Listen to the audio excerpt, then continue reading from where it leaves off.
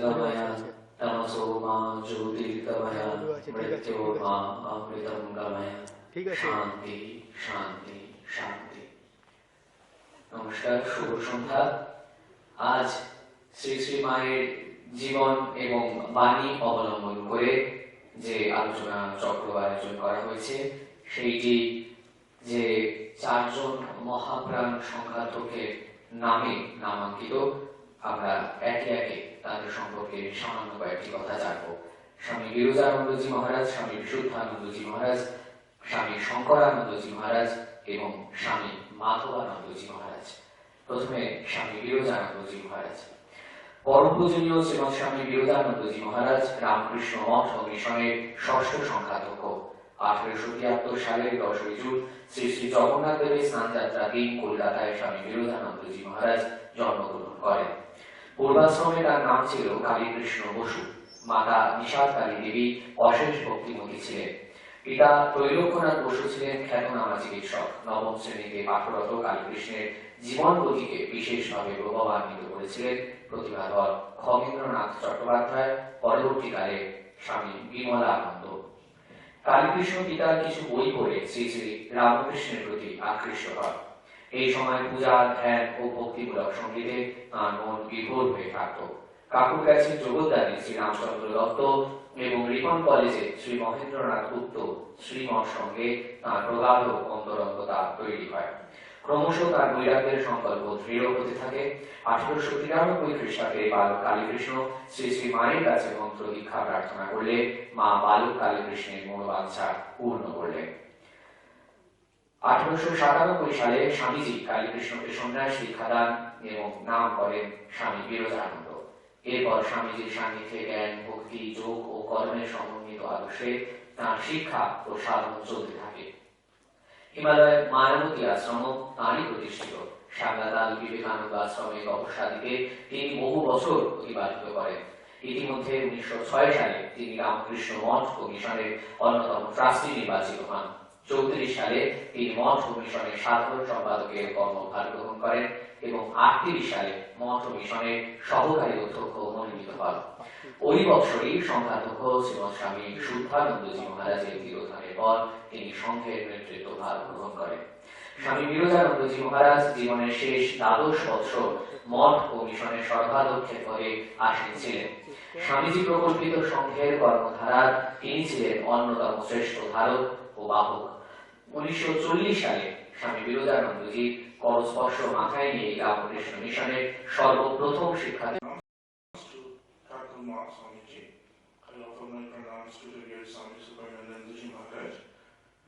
Swami Vishwabhadanandaji Maharaj, Revered Swami Shailajanandaji Maharaj, senior Swamis in the hall, and my dear devotees assembled here. It would have been, as you know, much easier to speak on subject matters like consciousness and existence. To speak on Holy Mother is difficult. I have seen my seniors pondering on the matter, and they have seen their seniors. So anyway, recently we have listened to a very wonderful talk on absolute existence and absolute consciousness. The idea is, if you know the absolute consciousness, you know the entire universe, and if you know the absolute existence, you have grasp on the fabric of entire universe. Such a control comes there. But these are two aspects of the divine, and there is a third aspect called love, and it is not much talked about because somehow we think that love cannot be realized as a subjective reality as it happens in the case of consciousness and existence. But Swamiji contradicts it a little bit with a little contention. He says love is God and love requires no object.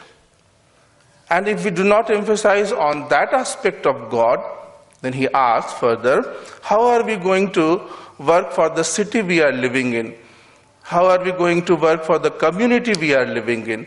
How are we going to work for the people around, and even for the flora and fauna, the animals with whom we share this planet? So there was a utility Swamiji used to say in love. So I take this opportunity of symposium on Holy Mother to deliberate briefly on the love aspect of God. There is yet another observation made by Swamiji, Swami Vivekananda. He hints that ever since the advent of the Holy Mother, Sri Sarada Devi, the general condition of the masses and women have improved the world over, everywhere. She was such a powerful embodiment of love. As the effect it happened, Swamiji had hinted at many places. So how do we understand love in such a larger context? We are aware of familial love, family, friendly love. Those things we are aware of. The love in such a larger context. I will share with you a small observation of mine as a casual reader.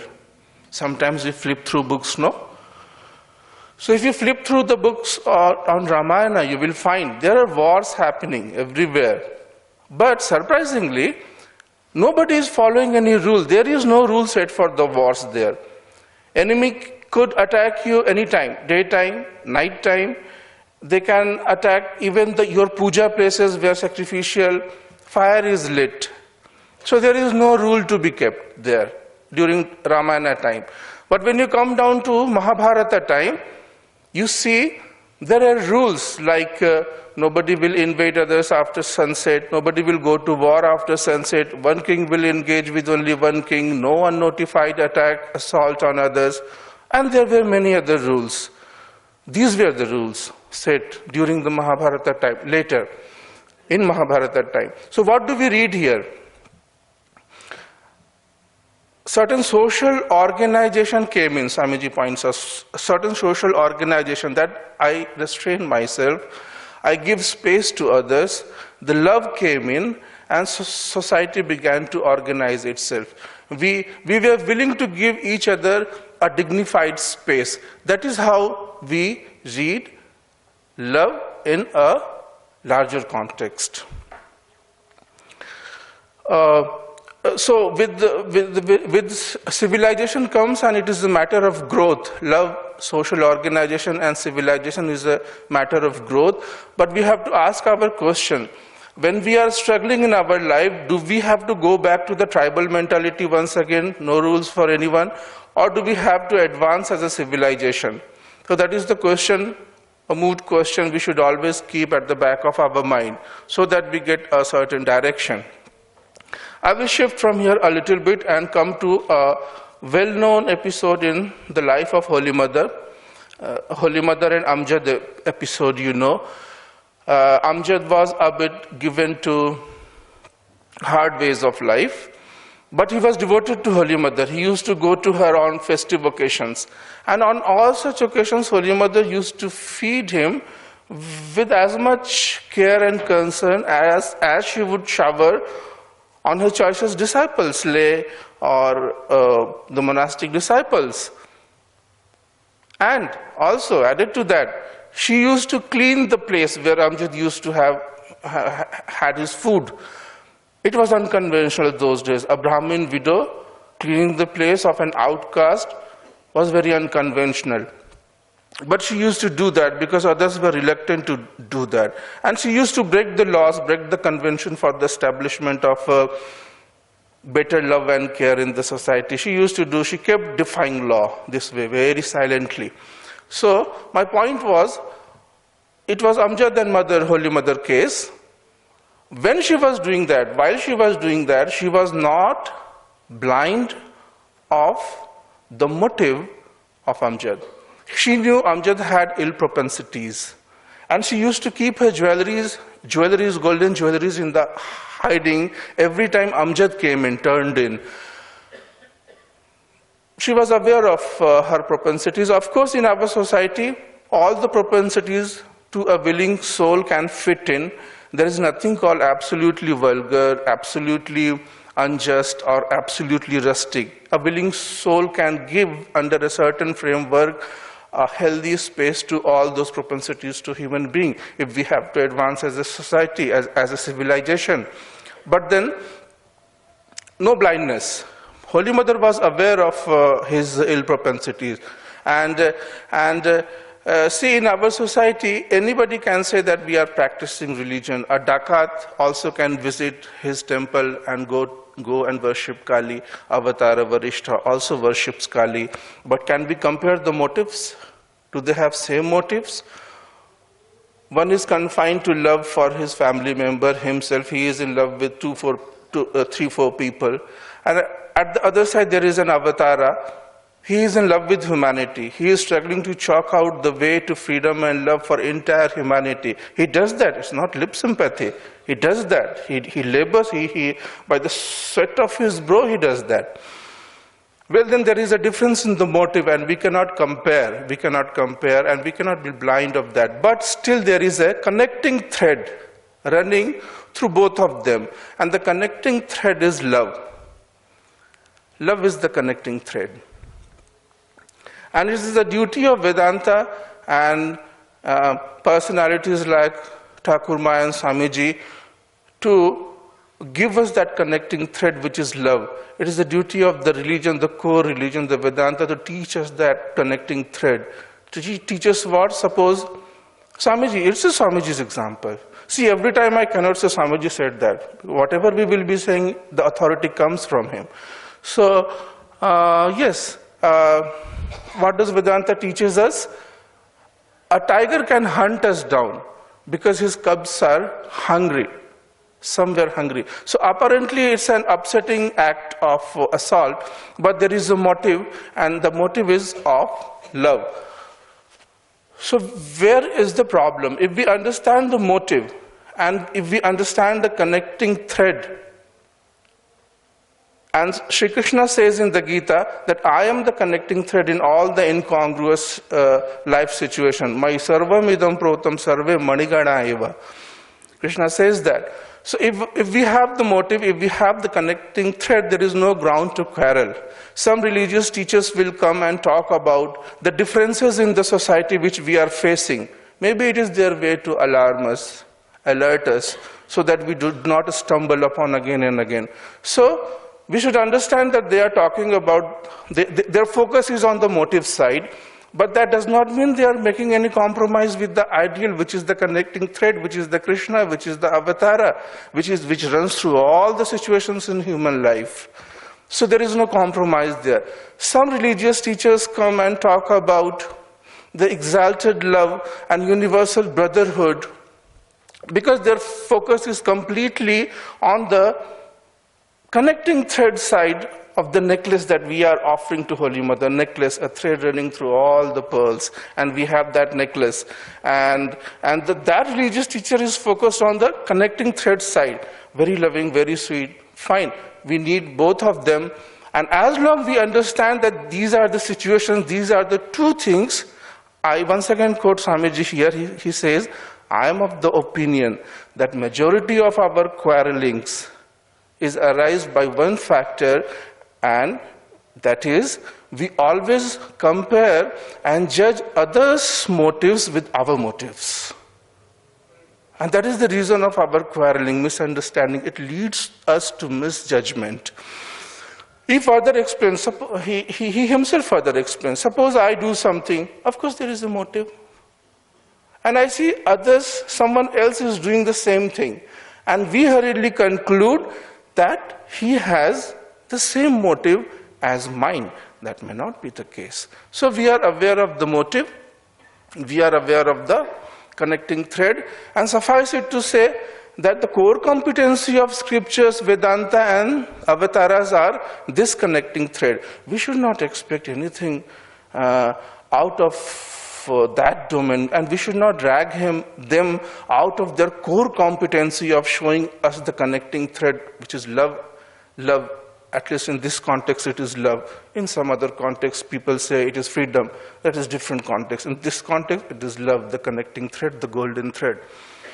So we should not expect much from the scriptures. Still, the blind, a morbid sense of dependence on the scriptures, we have imbibed to depend on scriptures, obedience is a good thing, but obedience itself is not sufficient. Why I am saying that? People say it should culminate into self-responsibility. Self-responsibility. So it is obedience, being obedient versus self-responsibility. And in this transition, somehow you will find, if you closely scrutinize, that it's a transition also from the old value to the new value, from the ideal of Sita to the ideal of Sarada. You remember Thakur had a vision in Dakshineshwar when he saw Sita in his vision, and he noticed there was a tinge of sorrow on her face. A tinge of sorrow, very sad. We had kept our women like that. Of course, certain socio-political situations forced us to do that, and that is how it was. But it was sad. All responsibility, all work, all kashta, and at the end of all, frame an allegation, and no power for herself. So, yes, that is what comes, sarvam paravasham dukham. If you depend on everybody, even in obedience and in love, so yes, that dependence is morbid and we have to change from there. So we have to move towards some sense of self-responsibility, and that is the meaning also of transiting from the Sita's value to the Sarada's value.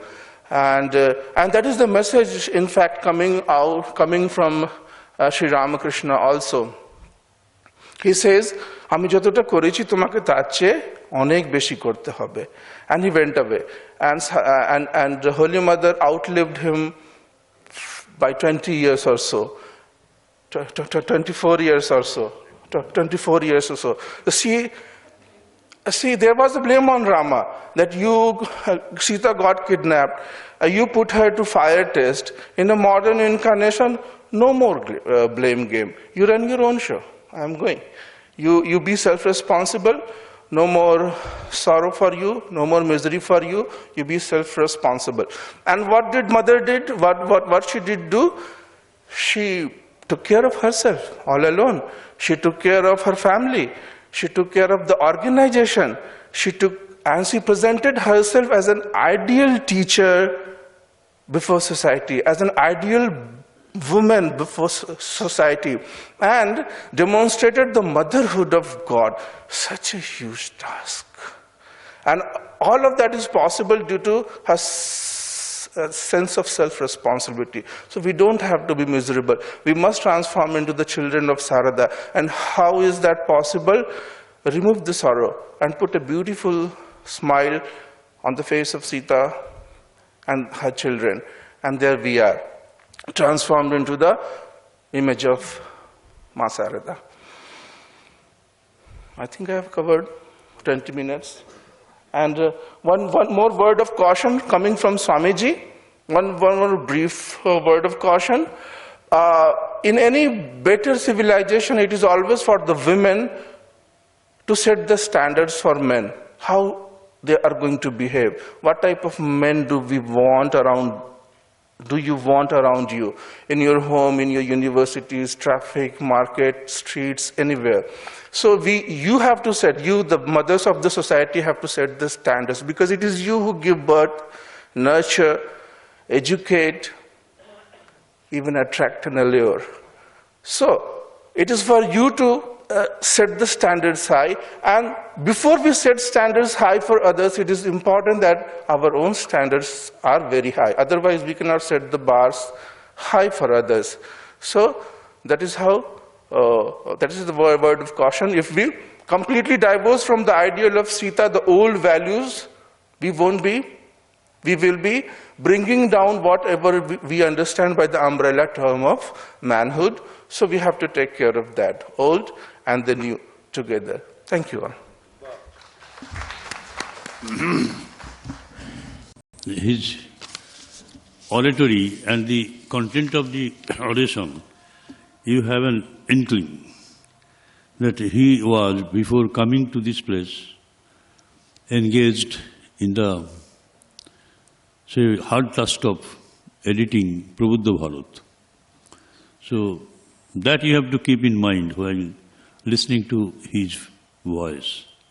And he voiced forth so many new ideas before us. I was amazed to see him starting with existence absolute and consciousness absolute. With that knowledge, tied with the part of her, say, sari, achol, Advaita Gyan Achole Bende, Sri Sri Ma used to roam about in this world of ours. And she did miracle. She made this world a place where you can love, where you can live with love, love, love. You have to receive love and you have to reciprocate it also. You have to give away love also. And there will not be even a tinge of selfishness. There is a greed of gain, greed of getting back something. And Mother has not been put to test by Sri Ramakrishna that way. Sri Ramchandra did towards Sita. He referred to that. Taito. So what? Sita had to go under tremendous audit. Maybe that was her lot. But Holy Mother has been given a free rein. And Sri Ramakrishna convinced her that while he was living, she would not give up her body. And the situation was so, while after the demise of, after Sri Ramakrishna was leaving this world of his physical body, Holy Mother went to Vrindavan. And that situation actually she had to face. Excruciating pain Holy Mother felt for want of Thakur, for the vision of Thakur. And it was so felt by the associates there. Her associates were there that Holy Mother would die any moment. But Sri Ramakrishna didn't stop reminding her of the vow she took in Calcutta. Mother nodded, yes. Ekhon to khao, jokhon hobe tokhon hobe. You have to look after not only the spiritual well-being, the total well-being, welfare of people deeply immersed in lust and enjoyment, this and that. You have to give peace to them, you have to serve them that way. That has been your job, allotted. It is an extension of the Avatar's activities for the next generation. This is not the generation as such, but for his divine consort, Srima Sarvada Devi. That for the first time that a woman has been discharged with so much of responsibilities. And if Sri Ramakrishna was the avatar, Sri Ma was also the avatar. But that not has been recorded in any of the scriptures in the world, that women could be also avatars. That here is an exception. So these are the things he had in his mind, the speaker, today's speaker, Swami Gunottananda Ji. And he coined a very nice, I should say, Shabda Bandho, 2 words conjoined self-responsibility. You grow in self-responsibility. Nobody will help you. You have to take it up squarely and face the situation. You have enough power already gathered. There is a spiritual power. With that you inundate the whole world with your unbounded love. So this is, in essence,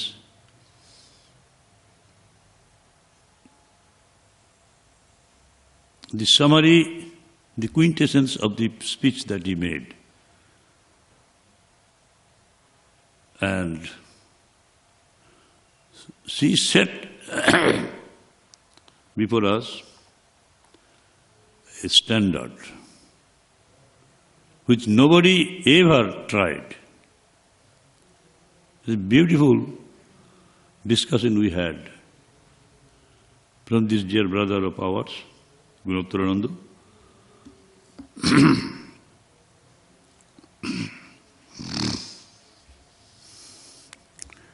So thank you, brother. Very nicely you have put.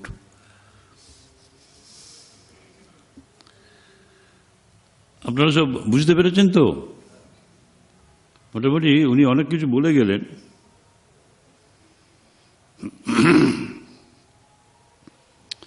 আমরা আমজাদ সম্বন্ধে আলোচনা করি, ভাষা আলোচনা করি। He used 2 or 3 words and went very deep into the subject that even, just see, even a very nasty thing will have its own utility in our society. Otherwise it would not have been there. কোনো জিনিস কারো কাছে প্রিয় না হলে সেটা থাকে না। বুঝতে পেরেছেন? একটা পচা ব্যাঙ পড়ে আছে, আপনি বলছেন এটা কি ইউজলেস না। It is a very nice food for the crow. They enjoy, relish. Mind that. You have to see some kind of excellence in everything. I know. Everything. He may be a dacoit, but humanity in him was not destroyed. Nobody could destroy that. So there mother appears. বুঝতে পারছেন? এই জিনিসটা প্রথম আমি শুনলাম from the dear lips of this brother, young brother, a child brother. I call it. You are still a child of your dear mother, and he is very much childlike. Anyway, আমি এখন শৈলজানন্দজিকে মায়ের সম্বন্ধে বলতে বলছি। She has become a mother to the patients over there, mother of the Seva Bodhistan. কিভাবে serve করছেন এতদিন ধরে, কোথাও বেরোন না, অনেক রিকোয়েস্ট করে এনেছি, বুঝলেন, বলতে চান না। আমরা যা বলি তুমি তা করো। যে প্রেসার জানেন তো, he had to serve. They are subject to so many constraints.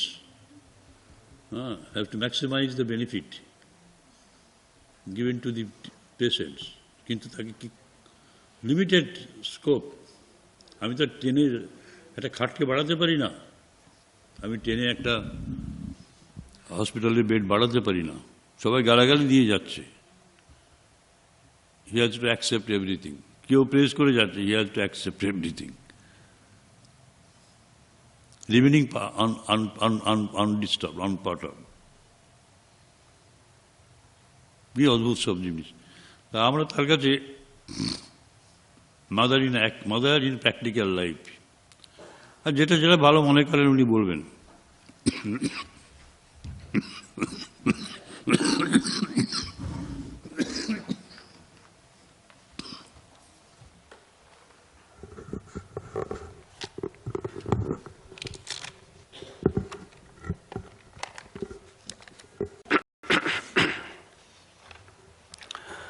জননীং শারদাং দেবীং রামকৃষ্ণং জগদ্গুরুং পাদপদ্মে তয়ু শ্রিত্বা প্রণমামি মুহুর্মুহুঃ। মঞ্চে উপবিষ্ট স্বামী সুপর্ণানন্দজি মহারাজ, স্বামী ইষ্টব্রতানন্দজি মহারাজ এবং সামনে উপবিষ্ট পূজনীয় মহারাজদের জানাই প্রণাম, এবং গুণোত্তরানন্দজি এবং অন্যান্য সবাইকে জানাই আন্তরিক শ্রদ্ধা ও নমস্কার।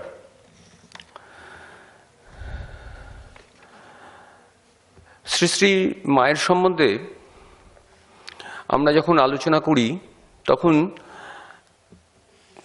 তিনটি দৃষ্টিকোণ থেকে তাকে দেখি। এক হচ্ছেন দেবী, এক হচ্ছেন মা, আর একটা দিক হচ্ছে তিনি হচ্ছেন জ্ঞানদাত্রী। ভগবান শ্রীরামকৃষ্ণদেব শ্রী শ্রী মায়ের সম্পর্কে বলছেন, ও কি যেসে, ও আমার শক্তি, ও সারদা সরস্বতী জ্ঞান দিতে এসেছে।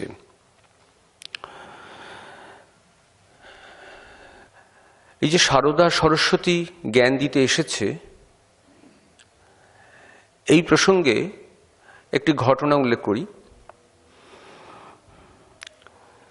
সুরেন্দ্র কুমার সেন মহাশয় স্বামীজি আমেরিকা থেকে ফিরে আসার পর তার কাছ থেকে দীক্ষা নেওয়ার জন্যে বহুদিন ধরে ঘোরাঘুরি করছেন। আমাদের পুরনো মন্দিরে দীক্ষার ব্যবস্থাও হয়েছে। আসনে উপবিষ্ট অবস্থাতে তার যখন পালা এসছে দীক্ষা নেওয়ার স্বামীজির কাছ থেকে, তখন তিনি তাকে বলছেন, ঠাকুরের কাছ থেকে নির্দেশ পেলাম, আমি তোমার গুরু নই, আমার থেকে উচ্চ শক্তি সম্পন্ন গুরুর কাছ থেকে তোমার দীক্ষা হবে। সুরেন্দ্রনাথ সেন প্রথমে ব্যাপারটা ভেবেছিলেন স্বামীজি আমাকে অনুপযুক্ত ভেবে এড়িয়ে যাচ্ছেন। যাই হোক, কিছুদিন পরে তিনি স্বপ্নে দেখলেন যে একজন দেবী মূর্তি তার সামনে এসে বলছেন, দীক্ষা নাও, আমি একটা মন্ত্র দেব। তিনি বললেন, তিনি যখন এইটি দেখছেন তখন তিনি দেখলেন যে শ্রীরামকৃষ্ণের কোলে তিনি বসে আছেন, আর একজন দেবী মূর্তির আবির্ভাব ঘটেছে। তিনি বলছেন, তুমি মন্ত্র নাও। সুরেন্দ্রনাথ সেন বলছেন, আমি ঠাকুরের কোলে বসে আছি, আমার মন্ত্রতন্ত্র কিছু দরকার নেই। তখন সেই দেবী মূর্তি তাকে জেদ করছেন নেবার জন্যে। তখন তিনি জিজ্ঞেস করছেন, তুমি কে? বলে, আমি সরস্বতী। বলে তিনি তাকে মন্ত্র দিলেন এবং কিভাবে জপ করতে হয় সেটাও তিনি দেখিয়ে দিলেন। প্রথমে তিনি নিতে চাননি, বলছেন কি হবে? তখন বলছে, তুমি কবি হতে পারবে। এমনি কবি সম্পর্কে তার ধারণা ভালো নয়, তাই বলছে আমি কবি টবি হতে চাই না। বলে, কবি মানে কি জানো? কবি মানে জ্ঞানী, তুমি জ্ঞানী হতে পারবে। বলে তাকে মন্ত্র দিলেন এবং কিভাবে জপ করতে হয় 108 বার সেটাও দেখিয়ে দিলেন। এর কিছুদিন পরে ওই সুরেন্দ্রনাথ সেন স্বামীজির কাছে এসছেন এবং স্বপ্ন বৃত্তান্ত তাকে বলেছেন। স্বামীজি বলছেন, দেবস্বপ্ন সত্যি হয়, তুই যা পেয়েছিস সেই মন্ত্র জপ কর, তোর সব কিছু হয়ে যাবে। তখন সুরেন সেন বলছেন, আমি এসব স্বপ্ন টপ্ন বিশ্বাস করি না, আপনার কাছ থেকেই মন্ত্র নেব। তখন স্বামীজি তাকে বলছেন, এইসব কি বোধোদয় বইতে আছে যে নিরাকার চৈতন্যে বিশ্বাস করি? বলে উপহাস করছেন। বলছেন, যা পেয়েছিস সে ঠিক, একদিন দেখতে পাবি এই মন্ত্রদাত্রী তোর কাছে প্রকট হবেন। শুধু তাই নয়, তিনি হচ্ছেন মা বগলার অবতার, বর্তমানে সরস্বতী রূপে আবির্ভূতা। সুরেন সেন এইসব কথাগুলো শুনে না বুঝতে পারছেন না। বলছেন, কি বলছেন আমি বুঝতে পারছি না। বলছি যে যার কাছে তোর দীক্ষা হবে তিনি খুব শান্ত মূর্তি, সারদা রূপে, কিন্তু ভেতরে ভেতরে ভেতরে বগলা মূর্তিতে তার আবির্ভাব ঘটেছে। এই প্রসঙ্গে বলি যে কিছুদিন বাদে যখন সুরেনবাবু জয়রামবাটিতে এসছেন, তখন মায়ের কাছে দীক্ষা নেবার সময় সে মায়ের গুরুমূর্তির সঙ্গে স্বপ্নে দৃষ্ট দেবী মূর্তির হুবহু মিল এবং স্বপ্নে পাওয়া মন্ত্রের সঙ্গে মায়ের কাছে পাওয়া মন্ত্র হুবহু মিল দেখে তিনি বাহ্যজ্ঞান হারিয়ে ফেলেছিলেন। এই যে এখানে স্বামীজি বলছেন তিনি সরস্বতী শান্ত মূর্তিতে আবির্ভূতা, কিন্তু ভেতরে বগলা মূর্তি। এই ব্যাপারে অরূপানন্দ স্বামীর কাছে আত্মপ্রসঙ্গে শ্রী মা বলছেন নিজের স্বরূপ সম্পর্কে। বলছেন হরিশ হচ্ছেন ঠাকুরের ভক্ত। শ্রীরামকৃষ্ণের শরীর চলে যাবার পর তিনি কিছুদিন মায়ের কাছে কামারপুকুরে এসে ছিলেন। সেই সময় একদিন শ্রী মা অন্য বাড়ি থেকে নিজের বাড়িতে যখন প্রবেশ করেছেন, যেই প্রবেশ করেছেন ঠিক সেই সময় হরিশ তার পিছু পিছু ছুটতে শুরু করেছে। হরিশ তখন খ্যাপা, তার স্ত্রী তাকে মন্ত্রতন্ত্র করিয়ে তার মাথাটা বিগড়ে দিয়েছে। বাড়িতে তখন কেউ ছিল না, তিনি একলা, কি করবেন, কিছু করার নেই। তখন মা বলছেন, হরিশ তখন খ্যাপা, পরিবার পাগল করে দিয়েছিল, তখন বাড়িতে আর কেউ নেই, আমি কোথায় যাই?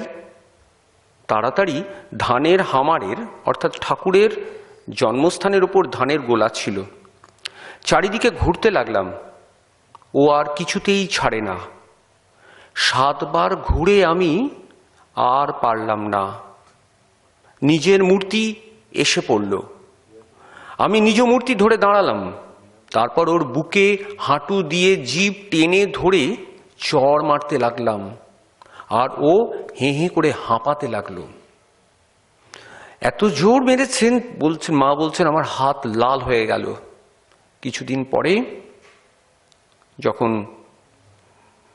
নিরঞ্জন মহারাজ এসছেন, তখন নিরঞ্জন মহারাজকে বলে হরিশকে পাঠিয়ে দিলেন। এই যে দেখুন, মায়ের আমরা যে মূর্তি পাই, কত শান্ত মূর্তি। ঠাকুর বলছেন ও সারদা সরস্বতী জ্ঞান দিতে এসছেন। স্বামীজি তাঁর চেলাকে বলছেন যে বাইরে শান্ত মূর্তি, ভেতরে বগলা সংহার মূর্তি। এই যে 7 বার ঘোরার পর কোথায় ঘুরছেন? ঠাকুরের জন্মস্থানে, অবতারের জন্মস্থানে আদ্যাশক্তির আত্মপ্রকাশ, যেন শিব শক্তির সহ অবস্থান। এমন জায়গায় নিজের শক্তি, নিজের স্বরূপ প্রকাশ করলেন। 7 বার ঘোরার পর আর পারলাম না, নিজের স্বরূপ, নিজের মূর্তি এসে পড়ল। নিজ মূর্তি ধরে দাঁড়ালাম। নিজ মূর্তি মানে বগলার মূর্তি। আপনারা যারা বগলার মূর্তি দেখেছেন তারা দেখবেন যে মা বগলা অসুরের জিভ টেনে ধরে গালে চড় মারছে, বা মুগুর দিয়ে বা মুসল দিয়ে মারছে। এখানে মা নিজের মুখে নিজের স্বরূপ যেন প্রকাশ করে ফেললেন। আর পারলাম না, নিজ মূর্তি এসে পড়ল। হরিশের বুকে পা দিয়ে জিভ টেনে ধরে ঠাস ঠাস করে চড় মারতে লাগলাম, হাত লাল হয়ে গেল। এইখানে অদ্ভুতভাবে মায়ের নিজের স্বরূপটা প্রকাশ পেয়ে গেছে। শুধু তাই নয়, শ্রীরামকৃষ্ণকে মা জিজ্ঞেস করছেন, আমি তোমার কে হই, বা তুমি আমার কে, আমি তোমার কে হই? তখন বলছেন মা ভবতারিণীর দিকে বলছেন, মন্দিরে যে আছেন তুমি সেই আনন্দময়ী। আমি তোমার কে হই? বলছেন মন্দিরের যে মা রয়েছেন, আর এই শরীরের যে জন্ম দিয়েছেন, এখন নহবতে বাস করছেন, আর এখন যে পদসেবা করছেন, 3 এক। অর্থাৎ ঠাকুরের কাছে মা সাক্ষাৎ জগদম্বা বা ভবতারিণী। এটি আমাদের তেলোহেলোর মাঠে ডাকাত দম্পতির কাছেও প্রকাশিত হয়েছিল মায়ের স্বরূপ। এছাড়াও আমাদের শিবদাদার কাছেও মা নিজ মুখে প্রকাশ করেছিলেন, লোকে বলে কালী। প্রকৃতপক্ষেই তার স্বরূপটা তিনি নিজ মুখে ব্যক্ত করেছেন।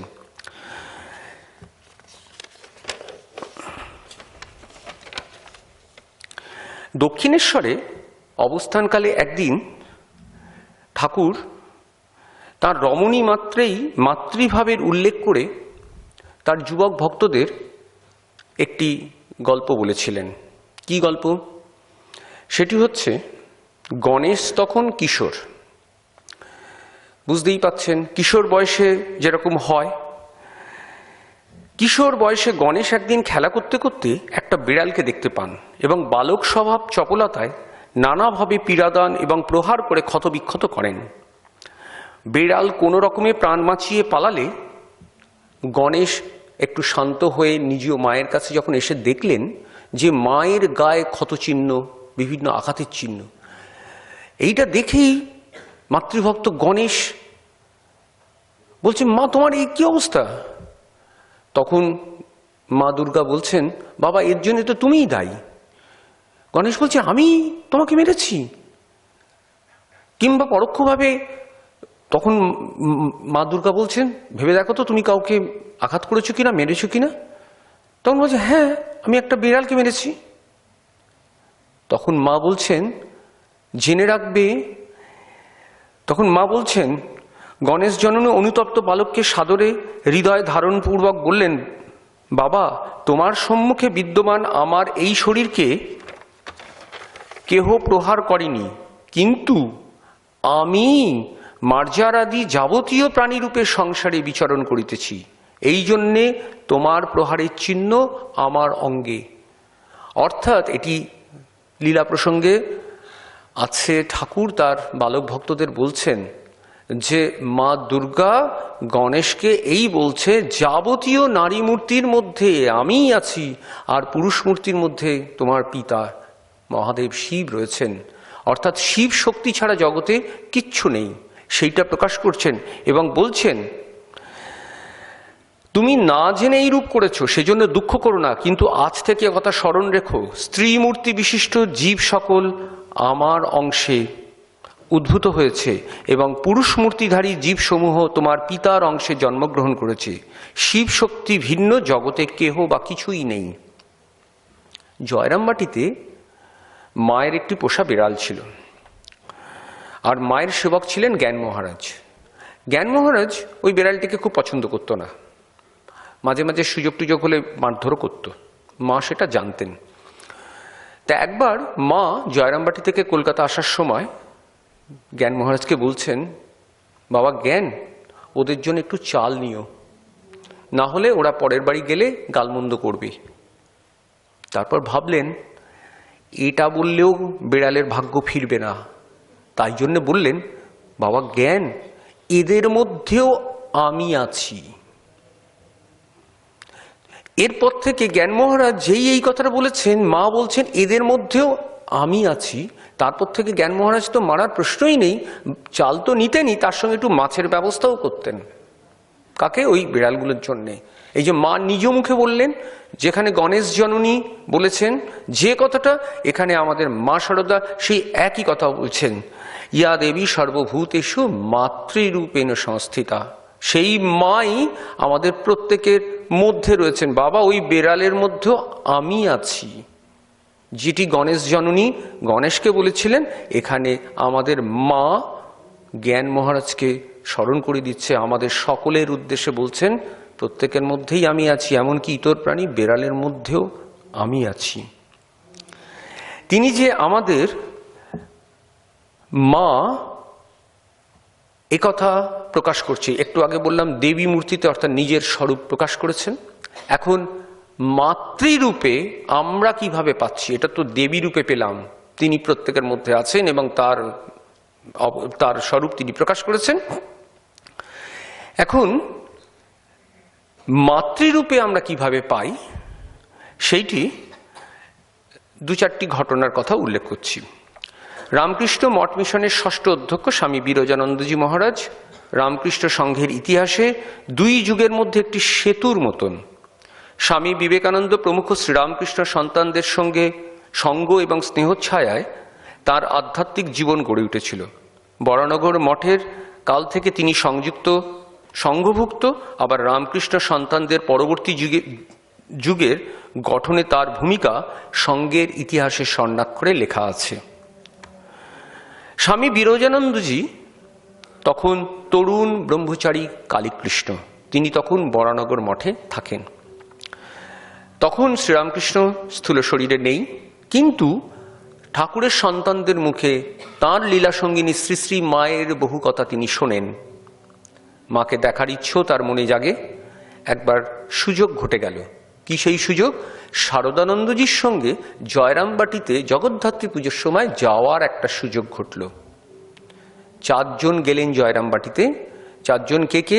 শারদানন্দজি, ব্রহ্মচারী কালীকৃষ্ণ অর্থাৎ বিরজানন্দজি, বৈকুণ্ঠনাথ সান্যাল আর হরমোহন মিত্র। এই 4 জন গেছে মায়ের কাছে। মায়ের কি আনন্দ তাদের পেয়ে, অর্থাৎ সন্তানদের পেয়ে। কি করবেন ভেবে পাচ্ছেন না, কি খাওয়াবেন, কোথায় রাখবেন, কি করবেন না ভেবে পাচ্ছেন না। এবং বলছেন যে প্রথম দর্শনেই চিবুকে হাত দিয়ে, মা যেরকম করে থাকেন আপনার বহু পড়েছেন, চিবুকে হাত দিয়ে বাবা তুমি কেমন আছো বলে সম্বোধন করছেন। শুধু তাই নয়, তাকে খাওয়ানোর ব্যবস্থা নিজে হাতে করে রান্না করে বিভিন্ন ব্যঞ্জন রান্না করেছেন। তার মধ্যে বলছেন সেখানে কালীকৃষ্ণ মহারাজ অর্থাৎ বিরজানন্দজির স্মৃতি থেকে বলছি, তিনি বলছেন কি করবেন, কোথায় রাখবেন, কি রান্না করে খাওয়াবেন যেন ভেবে পাচ্ছেন না। এই জন্য দিন রাত খাটতে লাগলেন। নানা ব্যঞ্জনাদি নিজে হাতে দুবেলা রান্না করতে ব্যস্ত থাকতেন। মায়ের হাতের বাড়া ভাত ও তরকারি, মাছ চাটুই, যা ঠাকুর খেতে খুব ভালোবাসতেন। এছাড়াও কলাইয়ের ডাল, পোস্ত চচ্চড়ি মা নিজে খাওয়াবার জন্য পেরাপিল করতেন এবং এত আন্তরিকভাবে করতেন তাতে অনেক খাওয়া হয়ে যেত। সে রান্না যে কি সুস্বাদু ও মিষ্ট লাগতো তা বলা যায় না, যেন স্বর্গীয় কিছু এখনো যেন মুখে লেগে রয়েছে। তখনকার মায়ের বাড়ির বাইরের দিকে একটা ঘরে থাকার ব্যবস্থা হয়েছিল 4 জনের। এই 4 জনের নাম বললাম। এইবার জগদ্ধাত্রী পুজোর ব্যবস্থা, মায়ের ওপর সমস্ত দায়িত্ব। মায়ের ফরমাস খাটেন, কখনো নদীর ধার থেকে আঁকশি দিয়ে ফুল পেড়ে নিয়ে আসেন, খাওয়া দাওয়া জপ অন্যান্যভাবে খুব সুন্দর জগদ্ধাত্রী পুজো কাটলো। তার 2-3 দিন পরেই 4 জনকারই ম্যালেরিয়া জ্বর হলো এবং জ্বরে 4 জনেই আক্রান্ত হয়ে শয্যাশায়ী এবং যন্ত্রণায় কাতরাচ্ছেন। মায়ের চিন্তার অবকাশ নেই। মা বারে বারে এসে খোঁজখবর নিচ্ছেন এবং তাদের সাগু বার্লি, এই দুধ সাগু খাওয়াবার জন্যে ব্যস্ত হয়ে পড়েছেন। কিন্তু গ্রামের দিকে দুধ কোথায় পাবেন? মা একটা ঘটি নিয়ে যাদের বাড়িতে গরু আছে তাদের বাড়ি বাড়ি ঘুরে বেড়াচ্ছেন ছেলেদের জন্য একটু দুধ জোগাড় করার জন্যে। কোথায় 1 পো, কোথায় 8 পো, কোথায় 1 ছটাক, যতটা পারেন ছেলেদের জন্য দুধ ভিক্ষা করে আনছেন। কাদের খাওয়াবেন? ছেলেদের খাওয়াবেন, দুধ সাগু খাওয়াবেন। তিনি ঘটি হাতে বের হতেন, গ্রামের প্রতিটি ঘরে যাদের গরু আছে তাদের কাছ থেকে ছেলেদের পথ্যের জন্য কাতরভাবে দুধ ভিক্ষা করতেন। কে? আমাদের মা। যা হোক, আমরা কয়েকদিন পরে সেরে উঠলাম। মা প্রতিদিন ওইখানে যে ছোট্ট মায়ের পুকুরটি আছে, খিড়কির পুকুর, সেখান থেকে ছেলেদের জন্য মাছ ধরিয়ে নিজে রান্না করে খাওয়াতেন। এখন যারা গেছেন যুবকরা বা ভক্তরা বা মায়ের সন্তানরা, তারা ভাবলো আমরা যদি আরো কয়েকদিন থাকি মায়ের কষ্ট বাড়বে বই কমবে না, তাই আমরা যাওয়ার ব্যবস্থা করি। এখন মা কিন্তু ছাড়তে চান না, বলতেন আরো কিছুদিন থাকো, একটু বল পাও, তারপর না হয় যাবে। কিন্তু তারা মাকে বুঝিয়ে বাজিয়ে যাওয়ার ব্যবস্থা করছেন। খাওয়া দাওয়া করে গরুর গাড়িতে ওঠার সময় মা খিড়কির দরজার সামনে দাঁড়িয়ে দেখতে লাগলেন। চোখ দিয়ে অবিরাম অশ্রু ঝরছে, কেঁদে কেঁদে মুখ ফুলে লাল হয়ে গেছে। তার দিকে চেয়ে ও তাকে ফেলে দূরে চলে যাচ্ছি মনে হওয়ায় আমাদের অন্তর গভীর বিষাদে ও ব্যথায় পূর্ণ হলো। সকলেই যেন চতুর্দিকে অন্ধকার দেখছিলাম। সে কি করুণ দৃশ্য! আমি কিছুতেই অশ্রু সংবরণ করতে পারলাম না। আমাদের গরুর গাড়িগুলো ছাড়লো, মাও একটু দূরে দূরে থেকে অনুগমন করতে লাগলেন। বারবার অনুরোধ সত্ত্বেও ফিরলেন না। তালপুকুর পার হয়ে গ্রামের বাইরে বিস্তীর্ণ মাঠে পড়লাম। গাড়ি হতে যতদূর গ্রামের দিকে দেখতে পাওয়া যায়, অর্থাৎ অদৃশ্য না হওয়া পর্যন্ত দেখলাম মা তালপুকুরের ধারে আমাদের দিকে মুখ করে দাঁড়িয়ে আছেন। এমন অভাবনীয় ভালোবাসা কি নিজের মাও বাঁচতে পারেন? বাড়ির মাকে তো খুব ভালোবাসতাম, তিনিও কত ভালোবাসতেন, কিন্তু এ যে জন্ম জন্মান্তরের চিরকালের আপনার মা। কখনো ভাবলেই এটা আমাদের ধ্যানের বস্তু যে তার সন্তানরা কদিন এসছেন, প্রথম দর্শনের পর কয়েকদিন থেকেছেন, তারপর তারা ফিরে যাচ্ছে, মা কেঁদে কেঁদে মুখ লাল হয়ে গেছে, ফুলে গেছে। তার সেই ভালোবাসা তারা ভুলতে পারছে না। এরপর শ্রী শ্রী মায়ের সেবক রামকৃষ্ণ সংঘের সপ্তম অধ্যক্ষ স্বামী শঙ্করানন্দের 3টি কাজ, আজকে তো বিশেষ দিনে, তাই শঙ্করানন্দজির 3টে কাজ রামকৃষ্ণ বেদান্ত আন্দোলনে চিরস্মরণীয়। এক, বেলুর মঠে শ্রী শ্রী মায়ের যে মন্দিরটি আছে সেটি তিনি গড়ে তুলেছিলেন, তত্ত্বাবধান করেছিলেন। দ্বিতীয়, স্বামী শারদানন্দজির নির্দেশে উমানন্দজির সহায়তায় জয়রামবাটির মাতৃমন্দির নির্মাণ করেন। আর 3 নম্বর, পরম্পরার দিক দিয়ে স্বামী শঙ্করানন্দজি শ্রীরামকৃষ্ণ মঠ বেলুর ও শ্রী সারদা মঠ দক্ষিণেশ্বরের মধ্যে যোগসূত্র। শ্রীরামকৃষ্ণের মানস সন্তান রামকৃষ্ণ সংঘের চিরদিনের মহারাজ স্বামীজির অভিন্ন হৃদয় গুরুভাই স্বামী ব্রহ্মানন্দের কৃপাপ্রাপ্ত স্বামী শঙ্করানন্দ যেন এই ভূমিকার জন্য শ্রী শ্রী মায়ের দ্বারা নির্বাচিত। কি গুরুত্বপূর্ণ ভূমিকা, কি তাৎপর্যমণ্ডিত নির্বাচন! শ্রী শ্রী মাতা ঠাকুরানীর শতবার্ষিক আবির্ভাব তিথিতে তিনি কয়েকজন উপযুক্ত ত্যাগী নারীকে ব্রহ্মচর্য ব্রতে দীক্ষা দান করেন। তাঁরা স্বামী শঙ্করানন্দ প্রাচীন সন্ন্যাসীদের নির্দেশে ক্রমে নিজেদের সংগঠিত করেন এবং 2রা ডিসেম্বর 1954 তারিখে স্বামী শঙ্করানন্দ সারদা মঠ দক্ষিণেশ্বরের উদ্বোধন করেন। 1 জানুয়ারি 1959 শ্রী শ্রী মায়ের জন্মতিথির দিন শেষ রাত্রে স্বামী শঙ্করানন্দ শ্রী শ্রী মায়ের যোগ্য শিষ্যা শ্রী শারদানন্দের মানসকন্যা ও সারদা মঠের অধ্যক্ষা সরলা দেবীকে বেলুর মঠে যথারীতি সন্ন্যাস দীক্ষা প্রদান করেন। অতঃপর তার নাম হল প্রব্রাজিকা ভারতী প্রাণাপুরী। আগস্টের 1959 সারদা মঠের কয়েকজন সন্ন্যাসীকে ট্রাস্টি নিযুক্ত করে বেলুর মঠ কর্তৃপক্ষ সারদা মঠের ভার তাদের হাতে অর্পণ করলেন। স্বামী শঙ্করানন্দজি মহারাজ শ্রী শ্রী মায়ের শতবর্ষ জয়ন্তীতে যে শুভেচ্ছা বাণী দিয়েছিলেন তার কিছুটা অংশ একটু পাঠ করছি। শ্রী সারদা দেবীর আবির্ভাব জগতের ইতিহাসে এক অভাবনীয় ঘটনা এবং মানবজাতির পক্ষে অশেষ কল্যাণের নিদান। সাধারণ দৃষ্টিতে দেখতে গেলে তাঁহার জীবন অত্যন্ত সাদাসিধা এবং ঘটনা বৈচিত্র্যহীন বলিয়া মনে হইতে পারে, কিন্তু উহা যে মহান আদর্শের প্রতীক সেই দিক দিয়ে বিচার করলে দেখতে পাই উহা সমস্ত জগতে এক মহতী বার্তা ঘোষণা করিতেছেন। তিনি ছিলেন ভারতীয় নারী চরিত্রের উৎকর্ষ স্বরূপা, বলিতে গেলে সার্বভৌম আদর্শের প্রতিকৃতি, যা সকল জাতি ও কালের গণ্ডিকে অতিক্রম করিয়া গিয়াছে। শ্রী সারদা দেবীর জীবনী আমরা একাধারে আদর্শ পত্নী, আদর্শ মাতা ও আদর্শ সন্ন্যাসিনীর অপূর্ব সমন্বয় পাই। তিনি ছিলেন তাহার দেবপম স্বামীর প্রকৃত সহধর্মিণী এবং জগতে তাহারই জীবনব্রত পরিপূর্তির সহায়িকা।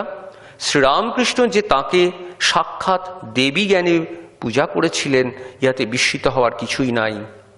মাতৃভাবের পূর্ণ বিকাশই ছিল সারদা দেবীর জীবনের মহত্তম দিক। তাহার স্বার্থ লেশহীন স্নেহ সর্বপ্রকার ভেদ বৈষম্য অতিক্রম করিয়া সমগ্র মানব জাতির ওপর সমভাবে বর্ষিত হইয়াছিল। সারদা দেবীর জীবন বর্তমান যুগের নারী জাতিকে আহ্বান জানাইতেছেন নারীত্বের যথার্থ মহিমা বিকাশ করিয়া তুলিবার জন্য, যে মহিমার প্রধান বৈশিষ্ট্য হইল মাতৃভাব।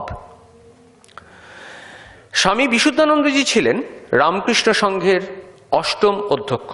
শ্রী শ্রী মায়ের সার্থক সন্তান, তাহার ভেতর মাতৃভাবের বিশেষ বিকাশ ঘটেছিল। শৈশবে বাবা মাকে হারিয়েছিলেন এবং শ্রীরামকৃষ্ণের নাম শুনে দক্ষিণেশ্বরে যাতায়াত শুরু করেন এবং রামলাল দাদার কাছ থেকে শ্রী শ্রী মায়ের কথা শুনে জয়রামবাটি যাওয়ার পথ নির্দেশও সংগ্রহ করলেন। এইবার শ্রী শ্রী মা সম্পর্কে তাঁর সন্তান বিশুদ্ধানন্দজি নিজের স্মৃতিচারণ করেছেন, সেটি একটু শোনা যাক। অহৈতুকী ভালোবাসা যে কি তা হৃদয়ঙ্গম করার সৌভাগ্য জীবনে প্রথম লাভ করেছিলাম শ্রী শ্রী মায়ের সংস্পর্শে এসে। ওই ভালোবাসার প্রকৃতি সেই বুঝতে পারে যে নিজে আস্বাদন করেছে, ভাষায় তা প্রকাশ করা যায় না।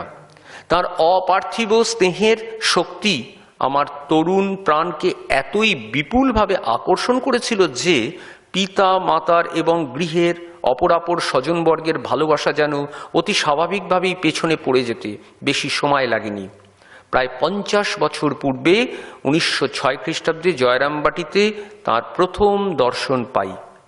বর্ধমান হয়ে গেছিলাম মনে পড়ে, অনেক কষ্ট হয়েছিল, ক্লান্ত দেহ, অবসন্ন মন।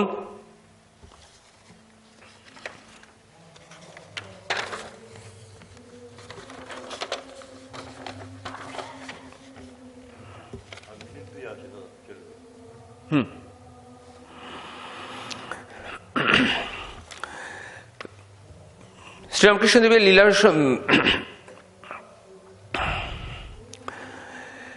মাতৃভাবে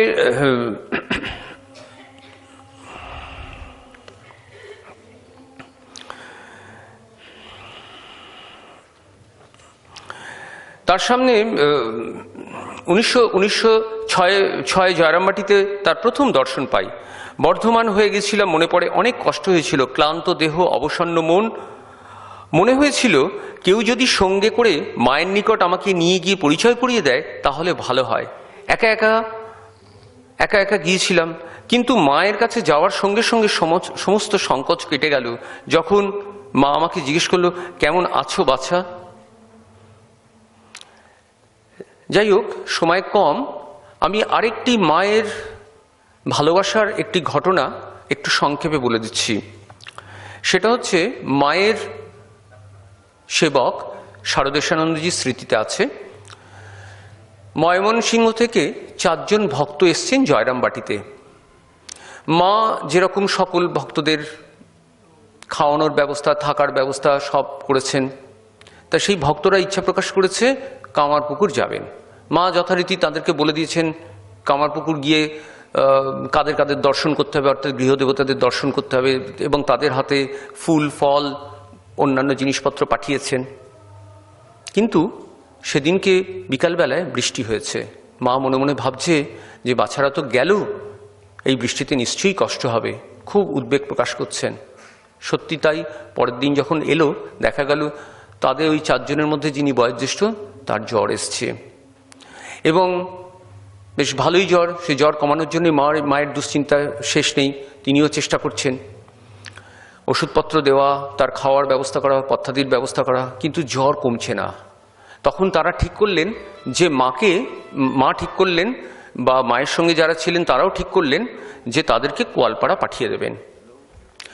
মা কিন্তু সহজে ছাড়তে চাইলেন না, কিন্তু তারা বুঝিয়ে বাঝিয়ে বলে গরুর গাড়িতে করে, এই পালকিতে করে কোয়ালপাড়া যাওয়ার ব্যবস্থা করে দিলেন। আমি সেই ঘটনাটি একটু সংক্ষেপে পড়ে দিচ্ছি। এটা না পড়লে আমি ঠিক আপনাকে প্রকাশ করতে পারবো না। যে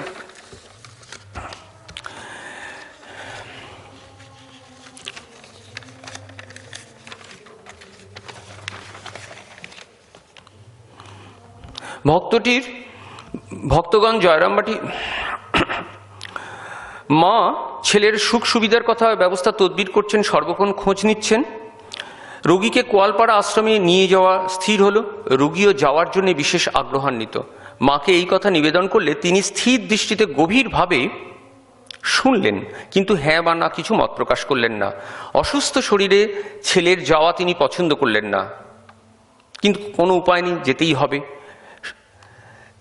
তার নিকট হইতে রোগীকে তাড়াতাড়ি সরাবার আয়োজন করা হয়েছে। সেদিন মায়ের বাড়িতে অনেক স্ত্রী পুরুষ ভক্ত, তন্মধ্যে তাহার বিশেষ স্নেহভাজন আরামবাগেরও কয়েকজন ভক্তটক্ত এসছেন। মা নীরবে দেখলেন পালকি একটু দেরিতেই এসছে, পালকি করে তারা ভক্তদের নিয়ে রওনা হয়েছে। সেদিনকে মায়ের বিশ্রাম হয়নি। ভক্তগণের আদর আপ্যায়ন, রান্নার ব্যবস্থা, পূজা দীক্ষা, জল খাওয়ানো, নানা রকম কাজে মা খুবই ব্যস্ত ছিলেন।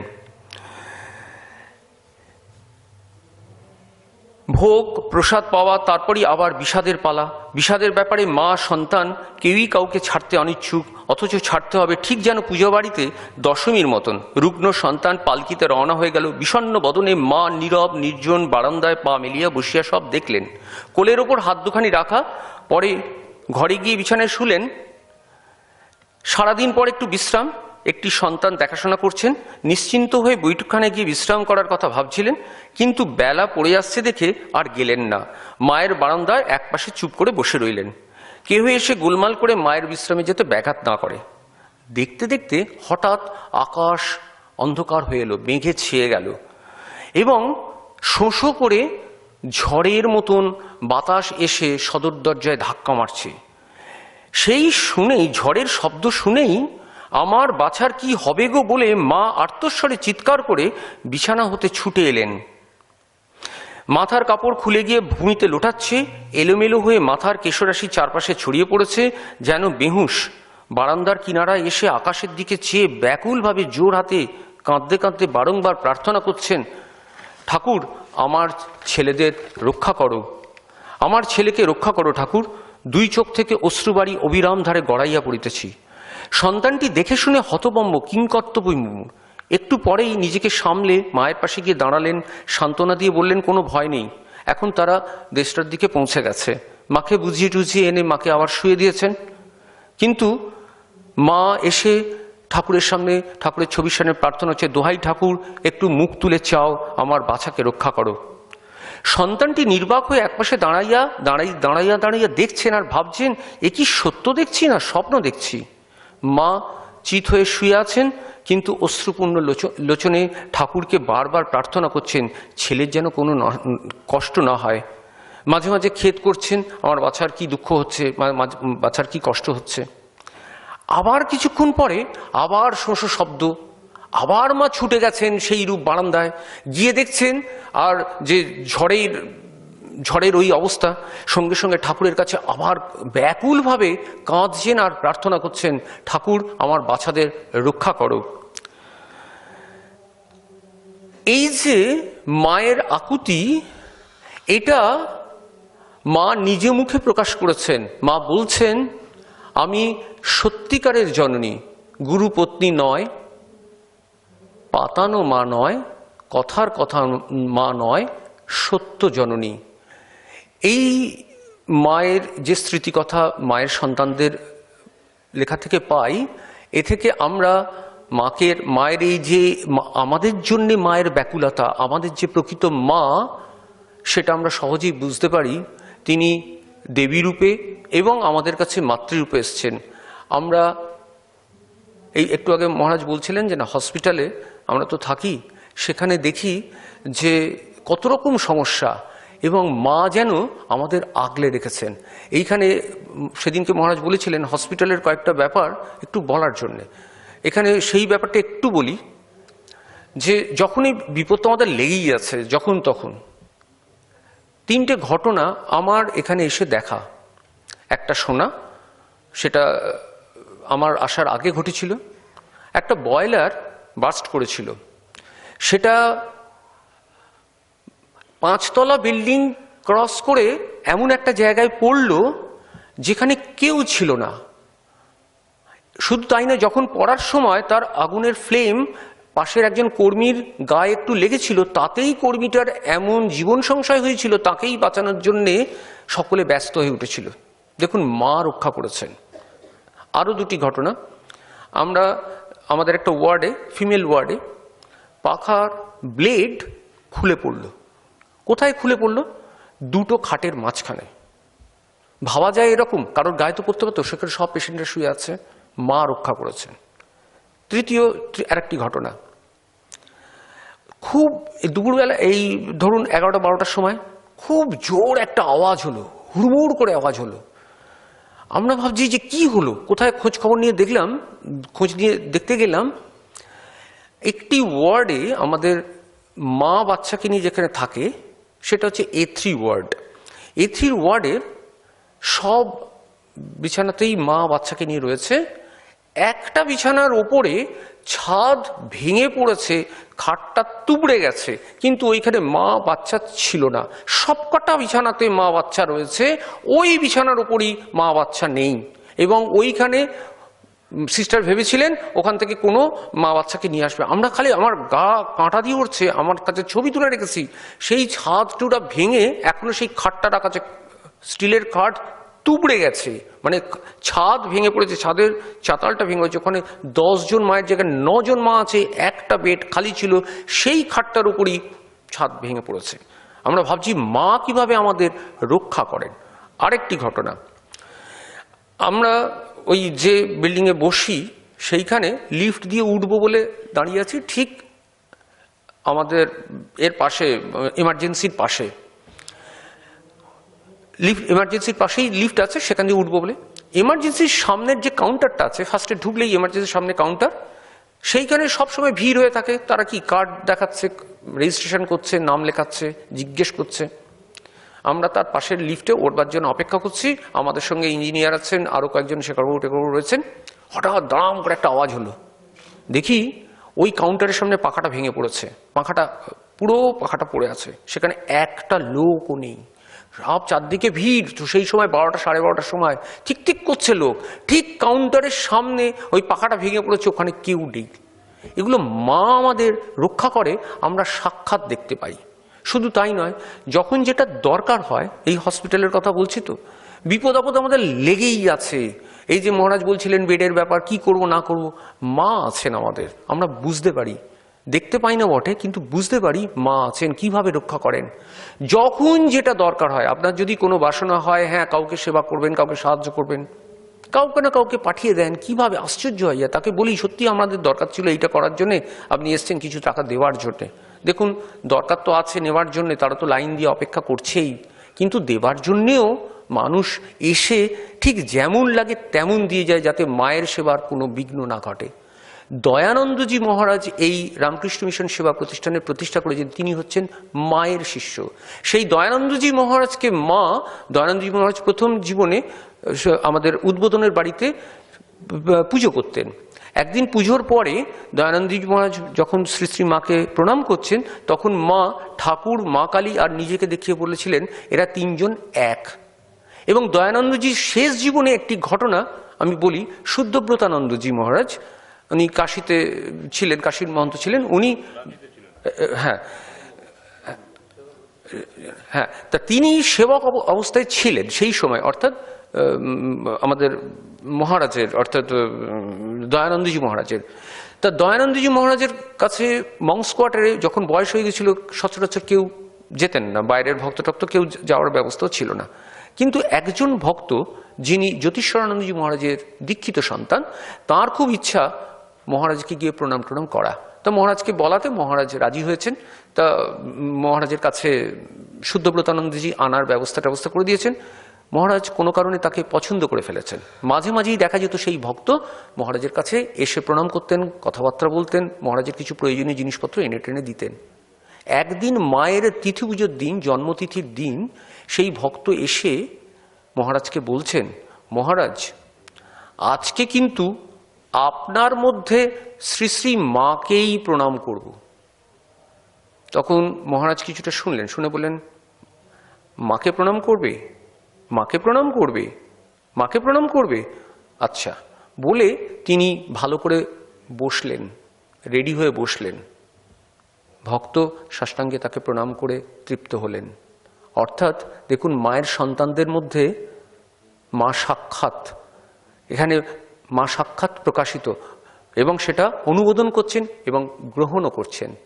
আমরা খুব ভাগ্যবান যে এই দয়ানন্দজি মহারাজ, অর্থাৎ মায়ের শিষ্য, মায়েরই তো সন্তান, তার হাতে গড়া এই সেবা প্রতিষ্ঠান এমনই একটি যন্ত্র যেখানে সেবা করার প্রভূত সুযোগ রয়েছে। তা ঠাকুর মা স্বামীজির কাছে আপনাদের সকলের মঙ্গল প্রার্থনা করি। ওম শান্তি শান্তি শান্তি, হরি ওম তৎসৎ।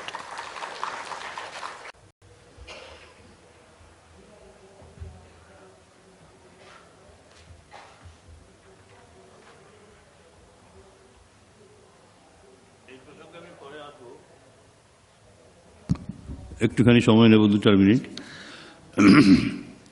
তো দেখুন, জ্ঞানদাত্রী মা এবং দেবী এই নিয়ে মহারাজ সাজিয়েছেন তার ফুলের ডালি, এই বক্তৃতা মালা, এবং এত সুন্দরভাবে তিনি অ্যানালিসিস করলেন, আমি বিমুগ্ধ হয়েছি। তার কারণ কি, যে আমাদের কোনো মায়ের উপর আলোচনাতে আমজাদ বাদ পড়েন না, বিড়াল বাদ পড়েন না, ওদের আনতেই হবে। কিন্তু ওই মহারাজ আমজাদের ভেতরে ভালো মন্দ দুই আছে, কিন্তু আমরা শুধু মন্দটা দেখি। সেই জন্য ওই উচ্চারণ শুনলে আমরা বলি এই ছাড়া কি, আমজাদ ছাড়া কি মা আলোচনা হয় না, এটা বলি অনেক সময়। কিন্তু মা যাচ্ছেন ভেতরে প্রবেশ করতে। আর যে বিড়ালের সঙ্গে ওই যে গণেশ জননীকে এনে হাজির করলেন মহারাজ, এবং গণেশ জননী যে কথাটা বললেন যে সব মায়েদের মধ্যে আমি আছি, মাতৃজাতি সম্মান করব, এই প্রতিজ্ঞা নিয়ে গণেশ বাবা সারা জীবন কাটিয়ে দিলেন, বিয়ে তা করেননি। এবং পৃথিবী প্রদক্ষিণ করার নামে তিনি মাকে প্রদক্ষিণ করে বললেন আমার পৃথিবী ভ্রমণ হয়ে গেছে। এই আমাদের কাছে একটা বিশাল ব্যাপার। আমরা যখন মায়েদের সঙ্গে বৈষম্যমূলক আচরণ করি, তখন এই কথাটা তো ভাবতে পারবো? মায়েদের কখনো আঘাত করতে নেই, সে মা স্ত্রীরূপী থাকুন, কন্যারূপী থাকুন, যে কোনোভাবে থাকুন, বা কর্মচারী রূপে থাকুন, বা পথচারিণী হয়েই থাকুন, যেখানেই থাকুন না কেন, একটা নূতন সংস্কৃতির উদ্বোধন। মাতৃজাতির যেখানে সম্মান নেই, সেখানে কোনো জাতি বড় হতে পারে না, তো বলেই গেছেন আমাদের স্বামীজি। এটা একটু ভাববার কথা, সুন্দর। আর শেষে মাতৃ শরণাগত এরা সব, আপনারা বাইরে থেকে দেখছেন রামকৃষ্ণ মিশনের সাধু, কিন্তু যে কর্ম এটাতে আমি পরে আসবো একটু। যারা যে কর্মটা করছেন সেটা মায়ের কাজ, মা তাদের রক্ষা করছেন, এই বিশ্বাসটা ওদের ভেতরে দৃঢ়। এই কথাটা বলে মহারাজ আমাদের কিন্তু একটা চেতাবনী দিয়ে গেলেন যে আপনারা এই কর্জন আছেন, আপনারা কিন্তু এটা শুনবেন, অযথা তাদের দুঃখের কারণ কেউ যেন না হই। তারা যথাসাধ্য চেষ্টা করেন, আমরা বিরক্তি প্রকাশ করি। কারণ কি, আমরা ডিসার্টেন হই অনেক সময়।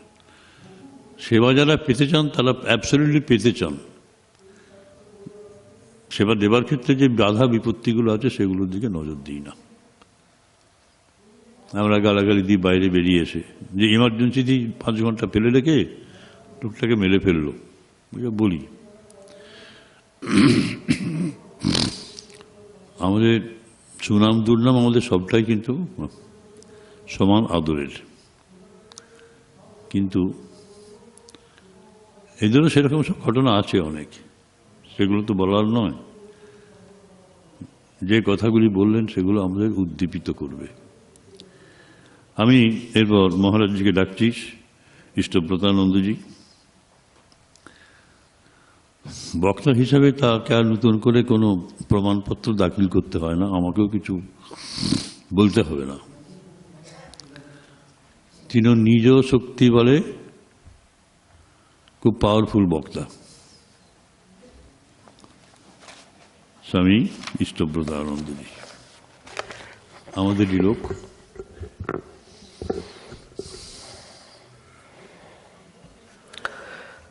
স্নেহেন বথনাসি মনস্মদীয়ম দোষানশেষান সগুণীকরোষি অহেতুনানোদয়সে সদোষান সাংখ্যে গৃহীত্বা জ্যোতিদং বিচিত্রম।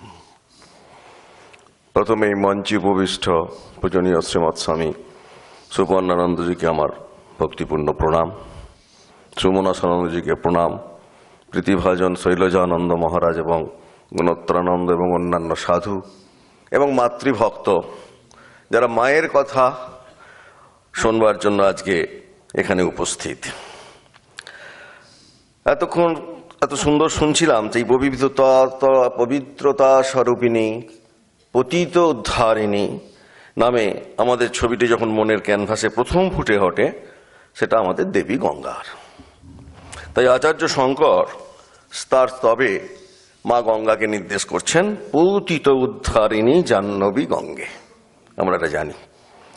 দেবী গঙ্গার এই মহিমা এখনো সমভাবে উজ্জ্বল আমাদের সবার। আসমুদ্র হিমাচলে ভারতবাসী মায়ের বুকে ঝাঁপ দেয় অগাধ বিশ্বাসে। পতিত উদ্ধারিণী তার অগাধ শক্তিতে, তার সর্বপাপ বিনাশিনী, সর্বতাপ হরিণী হে মা গঙ্গে, তোমার দ্রবীভূত করুণাধারায় অবগাহন করে আমরা যেন কুমতি কলাপ মুক্ত হই, পুনর্বার যেন জঠর যন্ত্রণা থেকে মুক্তি পাই। হে ভাগীরথী, তুমি যেমন ভগীরথের প্রার্থনায় শ্রীহরির চরণ ত্যাগ করে তোমার মন্দকিনী ধারাকে প্রবাহিত করেছিলে মর্তে, এবং ভূলোকবাসী তারা তাদের তথা শঙ্কর বংশীয়দের উদ্ধারকল্পে আমাদের প্রতিও যেন তোমার দয়াদ্র দৃষ্টি থাকে। এখন মা গঙ্গার এই যে পতিত উদ্ধারণী রূপ, এই রূপটি যদি আমরা কল্পনা করে রাখি সত্য এবং অসত্যের বিচারে, তাহলে দেখবে ওই ভার আমাদের নয়। কারণ মাত্র এই প্রায় 25 বছর আগে এই পৃথিবীর মাটিতে, জয়রামবাটিতে ছোট্ট গ্রামে যে চিন্ময়ী মাতৃমূর্তির আবির্ভাব হয়েছিল, তিনি এক অপার অহেতুকী করুণাতে আদিজ চণ্ডালে তিনি তার করুণা প্লাবিত করেছেন, এবং পারমার্থিক কৃপাকণায় কত সন্তানের যে চোখ খুলে দিয়েছেন তার ইয়ত্তা নেই। সেই জন্য আবার তার কাছে এগিয়ে এসে সন্তানকে তিনি কোলে টেনে নিয়েছেন। টেনে নিয়ে মা বলেই তো তিনি বলতে পারতেন, ভয় কি? তবে একটা কথাই বলি, যদি শান্তি চাও মা কারো দোষ দেখো না, কেউ পর নয় জগৎ তোমার। পতিতজনকে শোধন করবার এক অপূর্ব মন্ত্র তিনি দিচ্ছেন এবং উদ্ধার করছেন, যে ইহকালের পরকালের ভার নিয়ে মুক্ত করছেন সন্তানকে। এটাই তার সর্বব্যাপী মাতৃত্বের মহিমা। আমরা কি দেখেছি যে সীমা একটু আগে বলছিল, শৈলজানন্দ মহারাজ সত্যিকারের মা, পাতানো মা নয়, নিজ মুখে বিরজানন্দজিকে স্বীকার করছে। ভক্তদের মনে হয়েছে যে গর্ভধারিণী মায়ের থেকেও বেশি আপন। সেই জন্য এই যে দুঃখী, পতিত, পীড়িত, নির্যাতিত আমরা সবাই সংসার তাপে ক্লিষ্ট, এই যে মানুষের ব্যথা সীমা হৃদয় দিয়ে অনুভব করতেন। শুধু যে হৃদয় দিয়ে যে অদৃশ্য নিয়ন্তা বাজিগরের মতো আমাদের জীবন যে পরিচালনা করে চলেছেন, তিনি পতিত উদ্ধারের জন্য তিনি আর্ত পরিত্রাণ কল্পে বারবার সশক্তি নেমে আসে আমাদের এই মাটির বুকে। সেই জন্য আমরা দেখতে পাচ্ছি যে এই অধরাকে আমরা কেউ ধরতে পারি না। সবার পিছে, সবার নিচে, সব হারাদের মাঝে আমাদের মা, তাই না?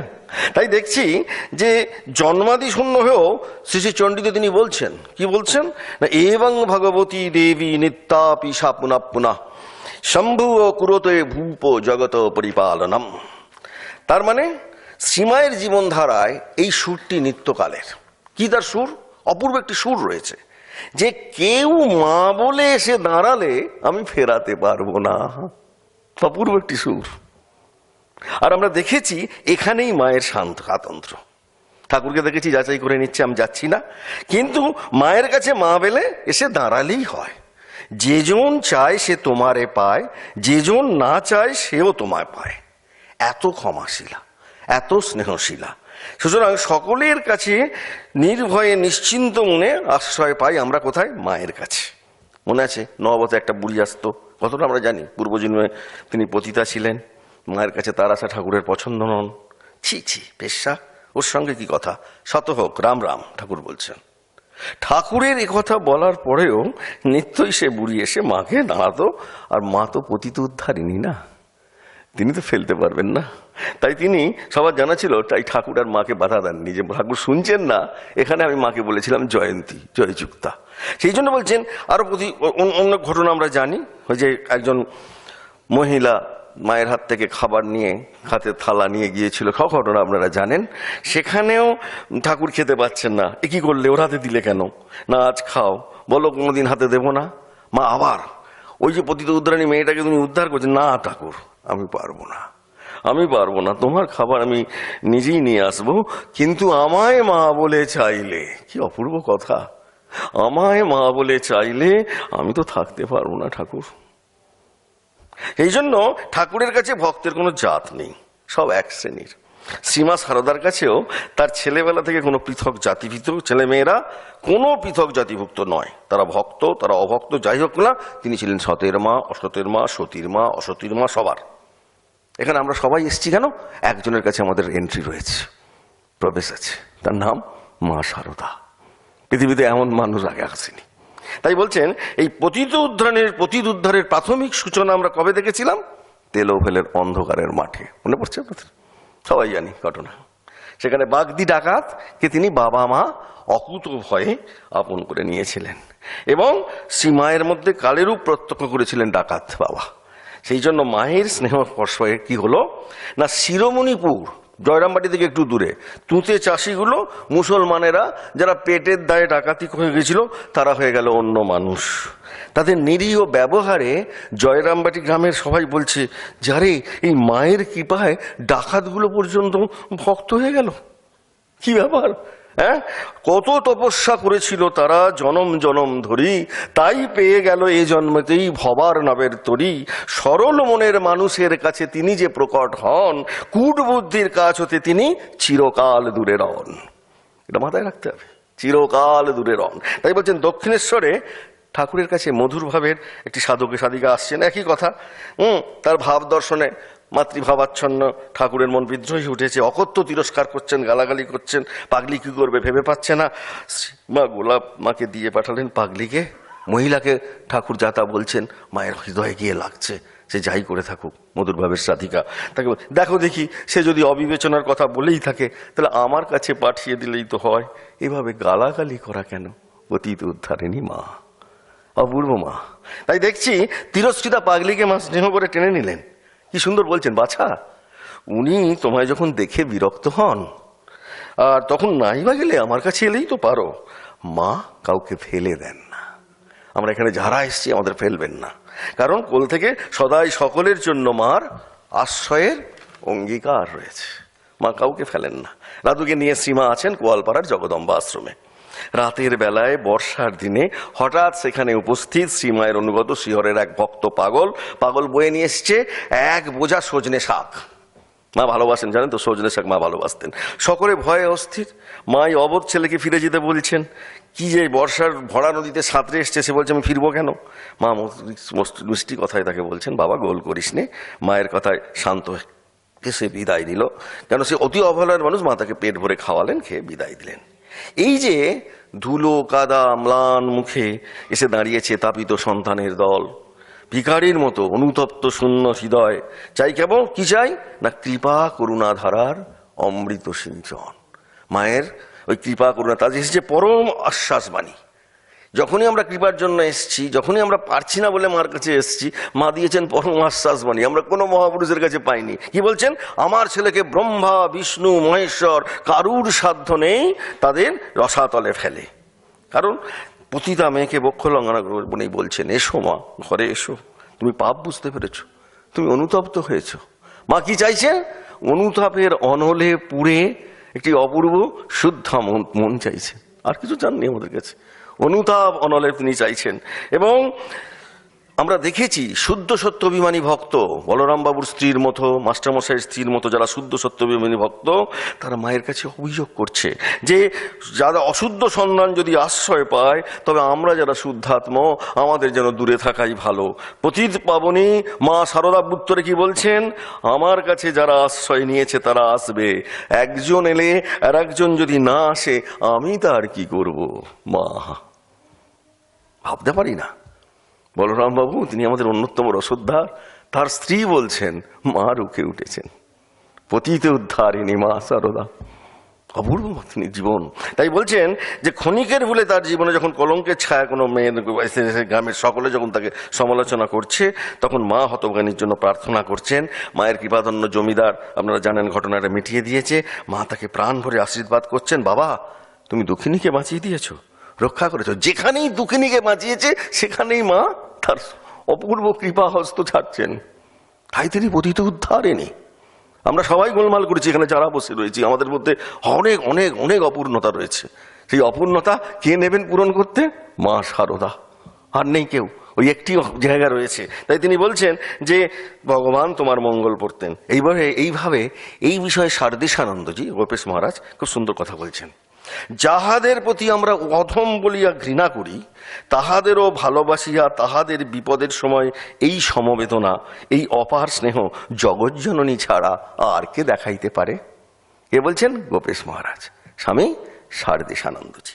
পাপীকে বুকে তুলে শ্রীমাতাকে পবিত্র পথের সন্ধান দিয়েছেন। করুণাবতার জননী এবারে এসছেন করুণাবাড়ি সিঁচান করতে। কোথায়? ঘাটাল থেকে কতকগুলো মানুষ এসছে, সন্তান এসছে কলকাতায় মাতৃদর্শনে, অত্যন্ত দিনহীন বেশ, অমার্জিত, এগুলো সব ঘটনা আমরা জানি। রুক্ষ কেশ এসে দেখছে দুপুর বেলায় মায়ের দরজা বন্ধ। মা কি প্রয়োজনে বা দোতলার সামনে এসে দেখছেন মাঠে বেশ কয়েকটা লোক দাঁড়িয়ে আছে এবং দোতলার দিকে তাকিয়ে বসে। তাকে তারা দেখে বলে উঠলো, আগে মা, আমরা বহু দূর থেকে এসেছি, জগজ্জনীর দর্শন কি মিলবে? শ্রী মা সঙ্গে সঙ্গে একটি সেবককে নির্দেশ দিলেন যে ওদের ভেতরে আনার। তখন সংকুচিত সেবক বলছে, মা একে দুপুর, তারপর ওরা এক পঙ্গপাল, কি নোংরা, গায়ে কাদা মাখা, হ্যাঁ ওরা আসবে মা? তখন মা যেই বলেছে ওরা নোংরা পঙ্গপাল, কি অপূর্ব কথা এই পতিত উদ্ধারিণীর। পৃথিবীর সবাইকে আমি দেখা দিচ্ছি, আর ওরা কত কষ্ট করে ওরা কত এসছে, ওদের দেখা দেব না? নিয়ে এসো বাবা, নিয়ে এসো। ওরা নোংরা হলে কি হবে বাবা? ওদের ভেতরটা পরিষ্কার। কি অপূর্ব কথা মা, দেখতে পান? ওরা নোংরা হলে কি হবে বাবা? ওদের ভেতরটা পরিষ্কার। মায়ের কাছে যাওয়ার অনুমতি পেয়ে ওই পাড়া গায়ের মানুষগুলোর আনন্দ আর ধরে না। তারা সঙ্গে সঙ্গে মা কি করলেন, রামকৃষ্ণ বসুর মা, মানে বলরামবাবুর স্ত্রী, সেদিন ঠাকুরের জন্য পান্তুয়া আর সিঙ্গারা পাঠিয়েছিলেন। মা ঠাকুরকে নিবেদন করে সব বিলিয়ে দিলেন পল্লীবাসীদের মধ্যে। তীর্থযাত্রার পর তারা হাতে হাতে পড়েন। আর একটা ছবি, একজন খুব পাপ করেছে, খুব এত পাপ করেছে বলা যায় না, দিন ভক্ত অনুতপ্ত হৃদয়ে কুণ্ঠিত প্রণাম করতে যাচ্ছে মার কাছে। যখন যাচ্ছে বিষয়ে বিষে জর্জিত হয়ে প্রণাম মায়ের কাছে ক্ষতিকারক হবে না তাও, তাই সকল কলুষ তামসহারা শরণাগত দীনার্তের পবিত্রানপরায়ণী এগিয়ে এসে যখন মায়ের কাছে যেতে পারছে না, বুঝতে পারছে না যে এত পাপ করেছি, আমাকে মা নেবেন তো, তখন মা ছেলের মাথায় রাখছেন আশীর্বাদের অভয়। মায়ের চোখে জল, সন্তানের চোখে জল, শত শত মনের ভিন্ন ভিন্ন বাসনা কামনার ছোঁয়া মায়ের দেবদেহে যন্ত্রণার সৃষ্টি করে। এবং তখন তাই জন্য যখন বলছে, একজন বলছেন মা তুমি দাও কেন, তোমার যখন কষ্ট হয়, তখন মা কি সুন্দর কথা বলছেন, দয়ায় মন্ত্র দিই ছাড়ে না, কাঁদে দেখে দয়া হয়। কৃপায় মন্ত্র দিই, নইলে আমার কি লাভ, মন্ত্র দিলে তার পাপ নিতে হয়। ভাবি শরীরটা তো যাবেই, তবু এদের হোক। এমন সব লোক আসে যারা না করেছে এমন কাজটি নাই, মা সব বুঝতে পারে এমন কাজ, আমাকে এসে মা বলে ডাকে আর আমি সব ভুলে যাই। যে যার যোগ্য নয় তার থেকে বেশি এখান থেকে নিয়ে যায়, এইরকম একটি পাত্র। কেউ পায়ে হাত দিলে যেন বলতা কামড়ায়। এবং মায়ের দ্বারে অতন্দ্র প্রহরারত স্বামী শারদানন্দ আছেন। শারদানন্দজিকে লুকিয়ে উনি তাদের দর্শন দিচ্ছেন। তাই উদ্বিগ্ন হবে, তা হোক, তোমরা শরৎকে কথা বলো না, শরৎকে কথা বলো না। শরৎ মহারাজ জানতে পারলে ওই পাপী তাবিকে আর ঢুকতে দেবে না, তার ছেলেদের উদ্ধারের পথ বন্ধ হয়ে যাবে। তাই শরৎকে বলতে বারণ করছেন কে? মা শারদা। এমনই একটি অপূর্ব পতিত উদ্ধারিণী মা।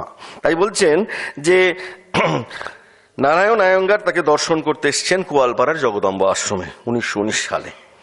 মাকে প্রণাম করতে গিয়ে তিনি বললেন, মা আমরা পা ছুঁয়ে প্রণাম করলে যদি আপনার খুব কষ্ট হয়, আমি পা ছুঁয়ে প্রণাম করব না। মা বললেন, না বাবা, না বাবা, আমি তো ওই জন্যই এসছি। কি অবশ্য মা, আমি তো ওই জন্যই এসছি, আমরা যদি পাপ তাপ নিয়ে নেবো, হজম না করব, তবে কে করবে? কি কথা বুঝছেন? কেন তিনি পতিত উদ্ধারিণী? পাপী তাপীদের ভার আর কারা সহ্য করবে? যারা ভালো ছেলে তারা পা ছুলে আমার কিছু হয় না গো। নারায়ণাঙ্গ ভালো ছেলে, যারা ভালো ছেলে তারা পা ছুলে আমার কিছু হয় না গো। এক একজন আছে তারা ছুলে পা একেবারে জ্বলে যায়। তোমরা নিশ্চয়ই পা ছুঁয়ে প্রণাম করবে বাবা। মা পতিত উদ্ধারিণী মা। তাই আমরা দেখছি শ্রীরামকৃষ্ণ পার্শ্বদ শারদানন্দ মহারাজ মায়ের যতটা স্নেহভাজন, ঠিক ততটাই স্নেহপাত্র কে ছিলেন? ডাকাত আমজাদ।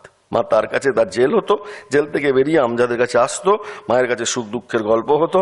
স্নান করে পান চিবোতে পড়ছে, সেখানে সে মায়ের কাছে কি গল্প করছে যে একবার গরু চুরি দিয়ে আমি জেল খাটলুম, সব গল্প চলছে। তখন মাও বলছে, হ্যাঁ তাই তো ভাবছিলাম আমজাদ কেন আসে না। কারণ মা অসরণের শরণ, মা শারদা অসরণের শরণ। তাই তিনি বলছেন, দিনের তরে সতত উন্মুক্ত মায়ের এই করুণার দেউল। আমরা সবাই মায়ের তিথি পুজো সবাই যাই। যা হোক, কেন যাই? চিরদিন নেত্র আকুল জাগ্রত দুটি চোখ, দিশাহারা পতাহারা সন্তানের মঙ্গলের চিন্তায় তিনি বসে আছেন। কেন কেন মায়ের এই কষ্ট সাধন? না, মায়ের সন্ধান যদি ধুলো কাদা মেখে আসে, মাকেই দিয়ে তবে তার সন্তানের ধুলো ঝেড়ে পরিষ্কার করে নিতে হয়। ভালো ছেলের মা তো সকলেই হতে পারে বাবা, মন্দটিকে কে নেয়? কি অপূর্ব কথা!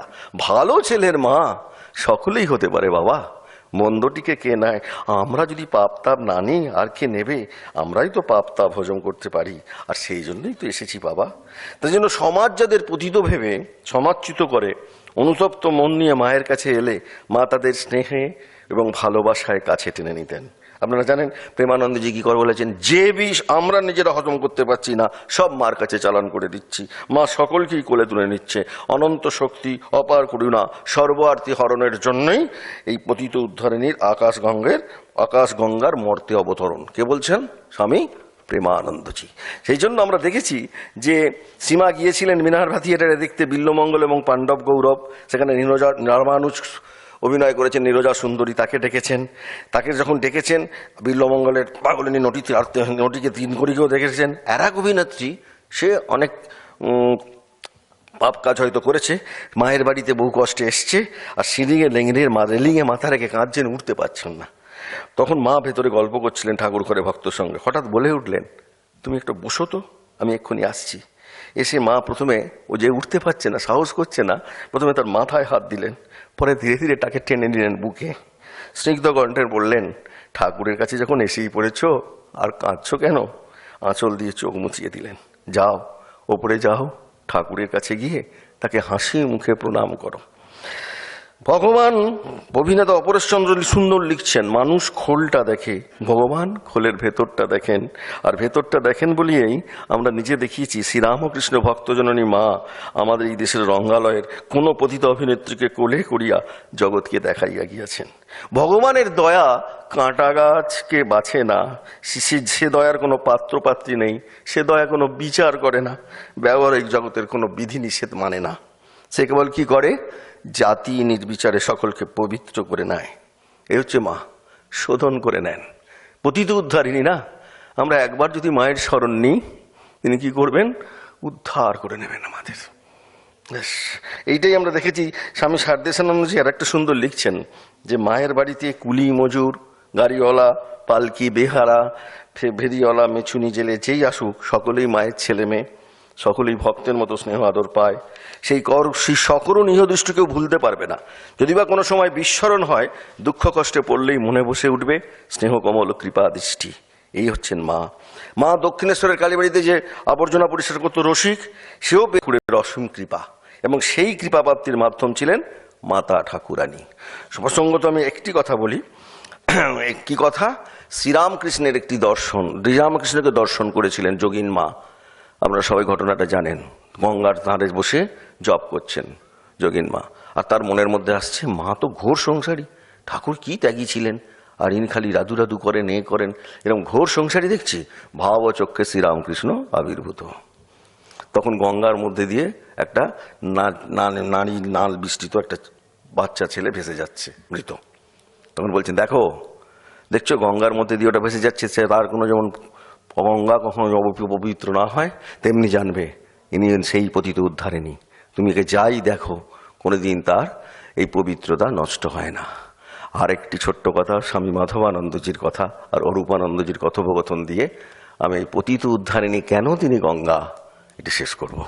যে মা গঙ্গা, আমরা প্রমাণ করলাম কেন মা অবশ্যই গঙ্গা। তিনি যাকে যা আমরা মাকে ছোঁবো, মাকে স্পর্শ করব, তিনি আমাদের পবিত্র করে দেবেন। ঘটনাটি ঘটেছে, উদ্বোধনে গেছেন তখন জেনারেল সেক্রেটারি স্বামী মাধবানন্দজি, হাতে ফাইল, তখন বাস, গাড়ি টাড়ি নেই। অরূপানন্দজিও সেই সময় উদ্বোধনে আছেন, সেবা করেন। ওরা দুজনে খাওয়া দাওয়ার পর বলছেন, অরূপানন্দজি দেখো নির্মল, তোমাকে একটা কথা বলি। আমরা ঠাকুরকে দেখলাম, কত সাধন ভজন, ঠাকুরের সন্তানদের দেখলাম, কত কিছু, কত ত্যাগ, বৈরাগ্য, সব কিছু। আর সঙ্গে এখন তুমি জেনারেল সেক্রেটারি, তোমার হাতে ফাইল। হ্যাঁ, কি হচ্ছে? এত ত্যাগ তপস্যা দেখেছিলাম, আর এখন সঙ্গে তোমার হাতে ফাইল, কি ব্যাপার? তখন বলছেন, রাসবিহারী দা, তোমাকে একটা কথা বলি। এখন সঙ্গ তো এগিয়ে চলেছে, আমার হাতে ফাইল আছে, কিন্তু আমাদের কাজ তো সেই একই রকম। তুমি একটা কথা বলো তো, গঙ্গোত্রীতে গঙ্গা যখন উদ্গম হলো, তার যে পাবনী শক্তি তখন তো ডিস্টিল্ড ওয়াটারের মতো, আর এই বেলুর মঠে যখন গঙ্গা যাচ্ছে সে তো ঘোলা জল, কিন্তু দুজনের পাবনী শক্তি কি কমে? তাই মা যতই আমাদের কাছে আসুন, তার পাবনী শক্তি যত দিন দিন যাবে তত বেড়ে যায়। মায়ের কাছে প্রার্থনা জানাই, মা তুমি আমাদের আরো সুমতি দাও। জয়তু মা শারদা।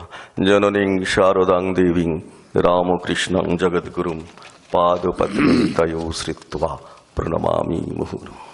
জয় মা। পতিতোদ্ধারণী গঙ্গে এই নাম দিয়ে মহারাজজি নানা ঘটনার মাধ্যমে সেই রূপটি ফুটিয়ে তুললেন। আমরা তাকে শুভেচ্ছা জানাই, শ্রদ্ধা জানাই, ভালোবাসা জানাই। আর আমি শেষ করছি একটি দুটি কথা বলে। কথাটা হচ্ছে যে আমরা এরকম মা পেয়েছি, আর কোনো অবতারে কেউ মা পাননি। মায়েদের সেখানে প্রবেশ নিষিদ্ধ। চিন্তা করে দেখুন কি ভাগ্যবান শ্রীরামকৃষ্ণ অবতারের অবতারত্বের পরিধির মধ্যে আমরা এসে পড়ে। আমরা তো সবাই ঠাকুরের ভক্ত, সেই অনুসারে মায়েরও ভক্ত। ঠাকুরকে ছাপিয়ে যাচ্ছেন মা যেন, কারণ মা তো দীর্ঘদিন ধরে তার পতিত পাবনী শক্তির প্রকাশ ঘটিয়েছেন। এবং এই সেদিনও আমরা যারা কৃপা লাভে ধন্য ছিলেন তাদের দেখেছি। তা এই আলোচনা, এই মাতৃভাবের আলোচনা, এত সব যে অবতার এসছেন কোথাও আর পাবেন না। এবং সেই অপূরণ, মানে সেই ক্ষতিটা পূরণ করার জন্য এই যে মায়ের আবির্ভাব, এবং সর্বত্রই আজকে মাকে আমরা বেশি করে চাই। আপনারা সবাই সংসারী লোক, আমরাও একটা বিশাল সংসার ফেলে আছি। এখানেও স্ট্রেস, ট্রাবল, অ্যাংজাইটি সবই আছে। মহারাজের কথা শুনলেন, মৈনাক মহারাজের কথা, যা আপনারাও বুঝতে পারছেন প্রত্যেক দিন যে মানি এবং সাকসেস অনেকেরই আছে, but those cannot change people. Money and success যতই হোক, আপনার হৃদয়ের পরিবর্তন কেউ করতে পারবে না। আর তার ফলে কি হবে? You would amplify what is already there inside. যতই শুনছেন, যতই করছেন, যতই সব ভাবছেন, unless you plunge headlong to this core of the instructions or advice given by them,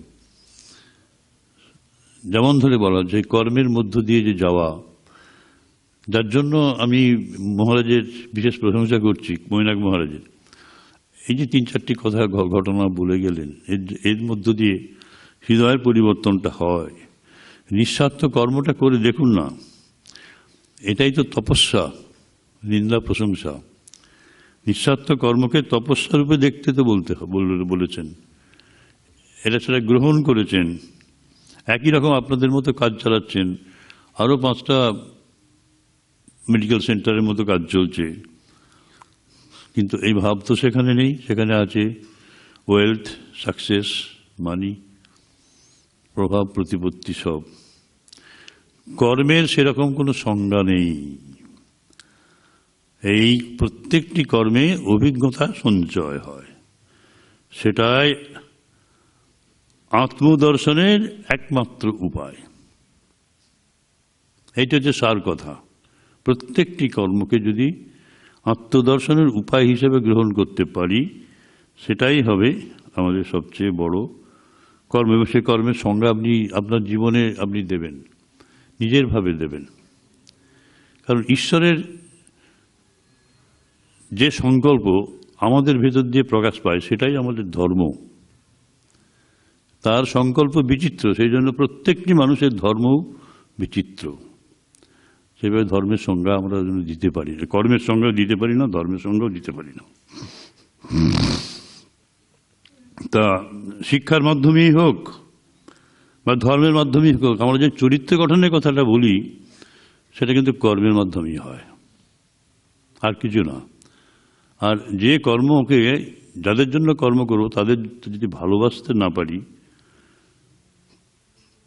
বিশ্বপ্রেমের মহিমা যদি আমার মধ্যে সেই প্রকাশটা না পায় কর্মের মধ্য দিয়ে, তাহলে কোনো কিছু হওয়ার নেই, কোনো কিছু করতে। তাহলে কর্মকে বেঁধে নিতে হবে, কর্মকে বেঁধে নিতে হবে ভালোবাসার ধর্মে। এটি মা প্রতিটি পদক্ষেপে এটা করেছেন। ইষ্টব্রতানন্দজি যে এত উচ্চকণ্ঠে, কখনো হেসে হেসে, কখনো গম্ভীর হয়ে এই যে ঘটনাগুলি বলে গেছেন, গভীর ভালোবাসা, ঈশ্বর প্রেমের প্রকাশ শ্রী মা প্রতিটি কর্মের মধ্য দিয়ে প্রকাশ করে গেছেন। That is the only recipe. এটা মনে রাখবেন, বারবার বলছি, এই কর্মকে তপস্যা বলে দেখতে হবে। এটা করা কঠিন, কঠিন তপস্যা করা তো কঠিন। সহজ পথে সবাই চলতে পারে, বাইপাস সবাই করতে পারি। সীমা বাইপাস করেননি কোনো কর্মকে, কর্তব্যকে। আমি আপনাদের সকলকে শুভেচ্ছা জানাই, নমস্কার, শ্রদ্ধা, ভক্তি, ভালোবাসা। জয় মা।